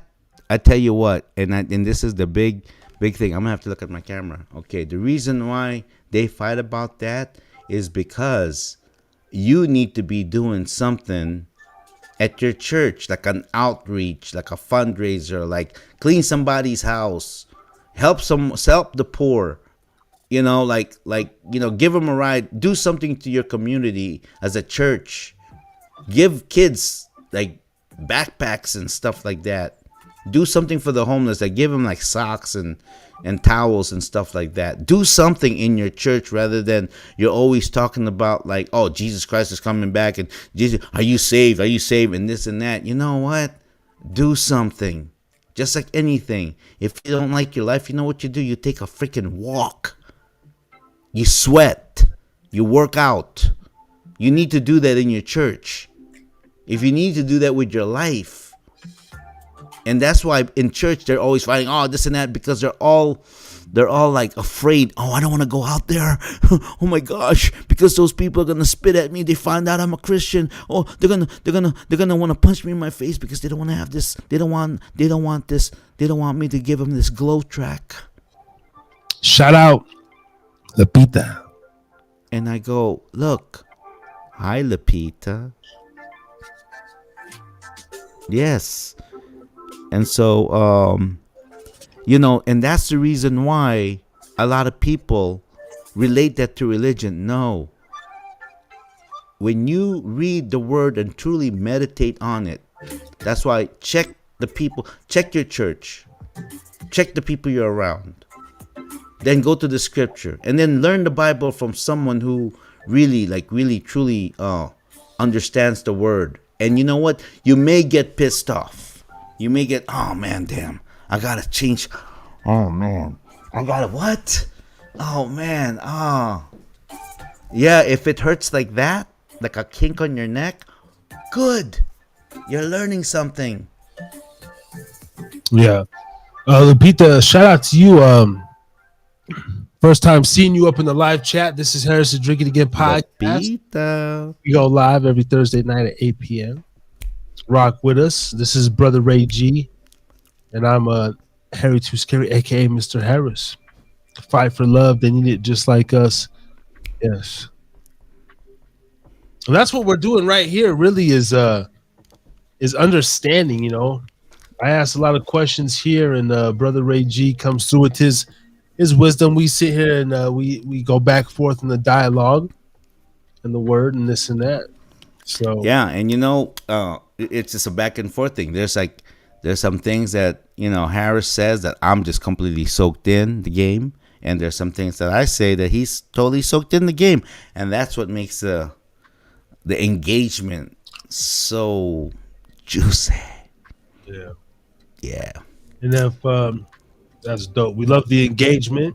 we If you want do. to subscribe to the channel, and we here every Thursday night and some. Because me and Brother Ray G, we just getting it in. We just getting it in, baby. We just getting it in. And you know what? Me and Harris, we don't agree on everything. We No. just agree to disagree. We agree to disagree. Because if you always just agree with each other, are you really friends? No. And if I do wrong, yeah, I got called out with one of my boys. Don Beanie B got mad at me the other day. Yeah. Yeah, and I don't blame him. It's my fault. I did something with my nephew, and I shouldn't. And I try to be the cool uncle, and my bad, man. Yeah. I respect that, man. I love you, Don Beanie Bean. I really do, brother, man. You're my brother in Christ. You're my brother. You're my brother, Harris, man. Really, I love you, man. But No. Yeah, I love you too, bro. man, I have that. I mean, honestly, I can't fault Don. Shout out to Don, man. yeah. Shout out to Don, man. It's my bad. Yo, fucking, you're over there trying to play bad grandpa. What's that movie? Bad Santa? Bad Santa. I am. I am. I did, man. And it's Shame on you. Shame on me. Even me being a friendly, I would be, You would be, like- yeah. It would, that I took it in the chin. I try to be the cool uncle. well, Wrong. It depends. If he'd already been, But he has, but the fact of that, yeah, but I get it. yeah. So I take take that. I will accept that, and I will eat that, and I will be, yeah. But it's not gonna happen again. And I told my nephew that. I said, "See, I told you that Dad cannot." But what happened? Yeah. But I just leave it at that. It'll be all forgiven, and later on we're just all gonna laugh. And remember when you, you know what, motherfucker, man, your dad and I almost became because of your ass. Yeah. Yeah. There's something to that though. It's like I believe with certain things, if they're done in good harmony, good spirit, good energy, then even though, say, said father may be upset, it's not like he was doing it with a lesser or lower vibration human being, Yes. or a peer. Facts. It could end up worse. That's how I truly look at that. Facts. I would still go back and be like, "Oh, I'm fucking," but then I would be like, "Okay, hindsight, like at least it was Uncle So So, boom, or this situation that I love and trust."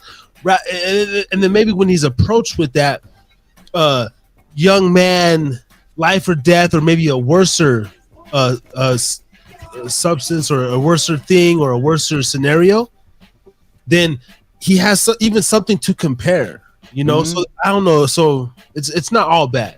There's something there to a young man learning. Like this is I remember when Uncle Ray and it was cool and he was this way. He probably look at this motherfucker like he ain't nothing like Uncle Ray in there. Like I ain't smoking. I do whatever. I'm not partaking in this situation. Yeah, no, I no, and the bottom line is that I have to respect his rules, his wishes, and like I said, I was trying to be the cool uncle, and now that happened, I'm going. You see, we had something good. We had something good, but now we can't because now it's in my conscience. So that's it. It's done. Move forward. So, man, Yeah, are we going into our 3 hour mark in about 9 minutes? we are going into hour number 3. I mean, what are you thinking? You want to take this the full ride? It's already midnight over here. Well, you know what? Every time nowadays when you and I are talking, I mean, I realize that 3 hours is good, bro. Because we cover so much. I mean, did we not cover anything That's else? it's no, we cover it. Yeah, we cover every.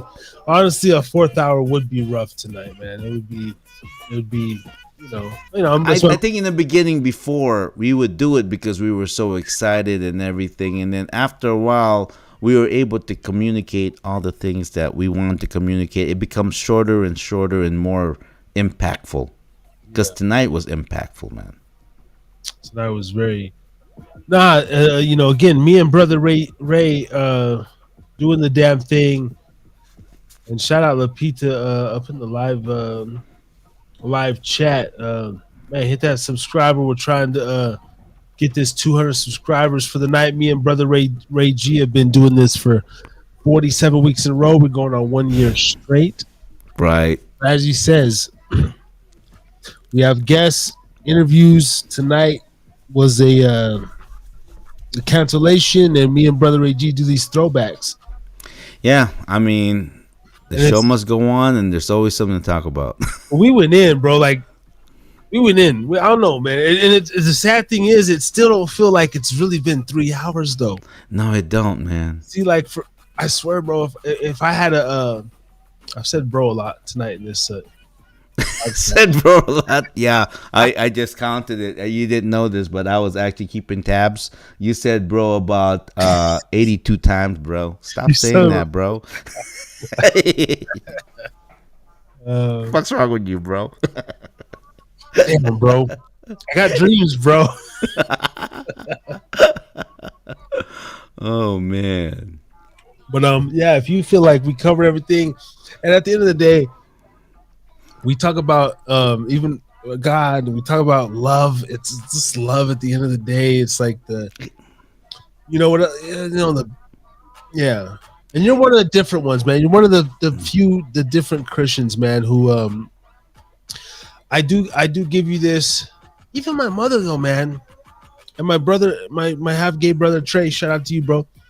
Uh uh Wait, when you said that, it's like my half gay brother. It's like, is he like not full gay, or he's just half a gay, or do you mean to say he's your half brother, but he was gay? You would probably say my half brother full gay. Like, wait a minute, hold on. Is he like sometimes he's gay, sometimes he's not gay? I mean, half gay brother. What does that mean? What, he half of a, what? What? The American school system, y'all. The American school system. Forgive Harris. My half gay brother. it's like a Half tootsie gay. pop. It's like a Tootsie Roll Bro, make pop. up your mind. You gay, not gay? What, The world may never know, and it's like As Harris is drinking again, we are not grammatically correct. So, what if man?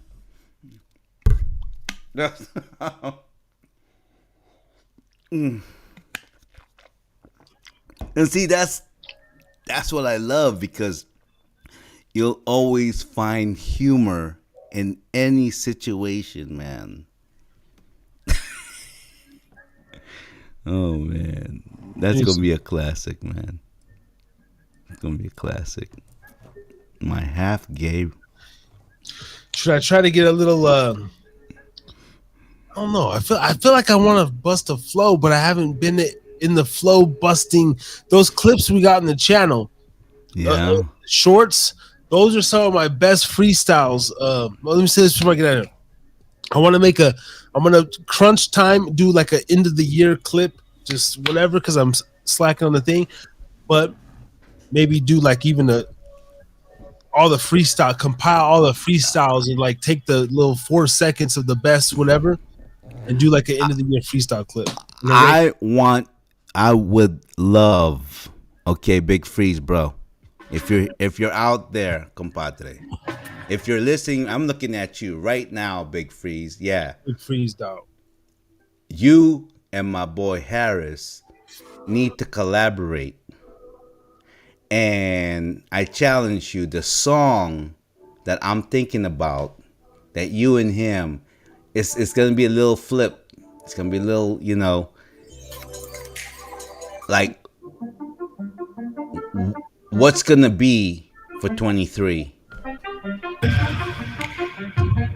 What's it gonna be for 23, Big Freeze and Harris? You guys gotta do a track together, and it has to be like Spanglish with some hip hop, baby, something. And I know he will pull it together. And Freeze and Harris gonna do a track together. Oh man. Freeze, I know you're gonna hear this. Do a track with my boy Harris. Something to do with 2023. That's it. 2023, what the hell it be? Me and Big Freeze used to be the NV sinfully. I talk about my rights and wrongs on the microphone like Cheech and Chong. You wouldn't believe he's gonna be on. Give it a month, I ain't gonna be wrong. I'm gonna be on Thursday night. No more seeing girls in thongs, they full of fright. Stop being a child molester. Stop being the Uncle Fester and the Bible protester. 2023 is the year Jesus comes back. It could be, hopefully, a dude like me who is conflicted wants to see that really happen. Am I left here or am I going up in the atmosphere? Will I be one of the ones left behind? We know Brother Ray will be on Jesus behind, trailing to the happy place, while the rest of us stay here and burn in our birth state. In the fire and flames, Thursday night, no time for lames. We get biblical and then read scriptures and get spiritual. Talk about some real shit. In the morning, I go to work, I gotta deal with some motherfucking bad spears and queers spirits. I hear better than I see. Actions speak louder than words. Who would be kinda lame, but don't say no names. The Bible supposedly don't play no games. So as I sit here and blasphemize 2023, hopefully I finally realize what it's all about. It's Jesus over clout. No doubt. We're gonna soon find out. When Brother Ray pray and Pastor Mike around the way, the word sprays, whether it's DMT or something else, whether it's the cup, we're gonna replace the cup on the shelf. Pause. I'm sitting here trying to figure all of y'all where we going. The kids watching Saw for Halloween, celebrating paganistic holidays is some bullshit in many ways. Too many pronouns to say. Too many pronouns to say. So before you go to bed, motherfucker, pray. Pray. Man, that was off the chain. Damn. How you feel? I feel good. I feel like the spirit almost got to me on that one. I'm sorry. Man, I was feeling it. I was feeling it too, man. I was about to. Wow. That was good. I love it, man. You know what? I tell you, man. Transition to Reno. Energy is on it. We're gonna build it. Energy's crazy right now, bro. Energy's crazy right now. And you know what? We covered it. Whatever we need to cover. Man. Tonight's a good one always. See y'all next week. Next Thursday night, 8 p.m. Who do we got on the damn Oh, I don't know. We're booked till February, you said? we're booked. Who we got? Oh, let's see. 22nd. Okay, so Philly D, brother Philly D, go to YouTube, Philly D, and he'll be on the show next week. He has his own podcast. Nice. And then that Wednesday will be on his podcast. Now, very few podcasters are doing it live and direct in your face like we're doing it here every Thursday night. So I believe he's a pre-recorded. And then we got Philly D. Then we got Steve Joyner next Friday. Then we got Nick Tabor Friday the 30th. Then we got another brother, Anthony Thomas. We're going on. Man, we're going on a shitload The of shit. list is on and on and on. Yes. Hit that like button. Subscribe to our channel, yo. Donate to our Cash App, man, so we can keep this going right there. And you know what? Fill our calendar so that way we can speak to y'all. And Man, let me speaking of the Cash App, we got the Christmas Cash App. Look, the first year doing the podcast, it ain't no thing. Shout out to Wendy Just. We got 2 donations the whole year. yeah, Man, hey, before I forget, send me $1. before I forget, you know, We good. I do run a nonprofit, so your donation, if you do send it, you know, if you need my IEN tax ID numbers, you can get a write off, man. We can do it here at Harris is Drinking Again because we're building this thing. We're gonna, man. That's fucking that's money shit. If you donate, that's the same shit Star does. He's like donate. It's a tax write off. That's crazy. It's a nonprofit, dude. I got a Heaven Bound Lifestyle Center. It's a nonprofit. HBLC.Inc. Man, y'all. You know, like really, it's everything that we're doing here is like for man's progression and life. Okay, brother. 3-hour mark. Should I say adios? Yeah, let's get the fuck up out of here. Gonna wrap up. Yes. Brother Good Ray show. G. Good show, brother. Truth on the YouTuber. And we'll see him next week. And you never know. Stay tuned. Subscribe to the channel because at any moment, you can get the notification about an off-the-cuff show. You just never know. All right, brother, man. If it's not a Thursday night, it's an off-the-cuff show. It's a freestyle similar to those things that we don't write. It's like a freestyle podcast. Every show's a freestyle podcast, man. What am I talking about, man? But next week, we got a guest. The week after that, we got a guest. In between that, we're going on other people's podcasts, putting in work. And we got a big surprise guest January, man, for the 1-year anniversary show, episode 52. 1-year anniversary show. Harris is Drinking Again podcast. It's gonna be epic. New Year's Eve, you can catch us on Brian Beeline's channel, the Beeline ENT LLC on motherfucking YouTube, motherfucking everywhere. Goddamn it, just Google Brian Beeline. All right. We'll be there in the building. Harris is Drinking Again. DJ Steady. All the boys. It's going to be lit. 2023. We got some more clips coming. I do got some more uploads coming. I promise y'all it's going to be lit. Check out the clips. Harry's Drinking Again. And we out this motherfucking shit. 200 subscribers for the year. We're going up on them.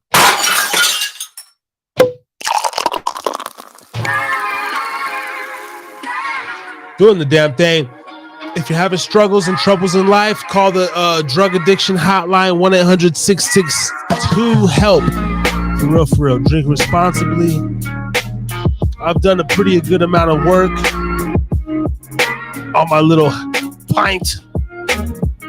Now I'm going to eat some food, drink some water, get a few hours of sleep. And we out this bitch. See y'all next week. Peace and love, Shamotas. Talk Teach Truth on Instagram. Go fucking subscribe to Chino Boy. Check out his song Kiss the Bottle. DJ Steady. Who They Want on Podbean, YouTube, Apple, Instagram. And the question still, does God isolate his chosen ones? Am I being isolated because I'm chosen? Am I not around no fuck shit because I'm one of the chosen ones? I'm supposed to figure it out? Stay tuned. Peace and love. We out this bitch. Cheers.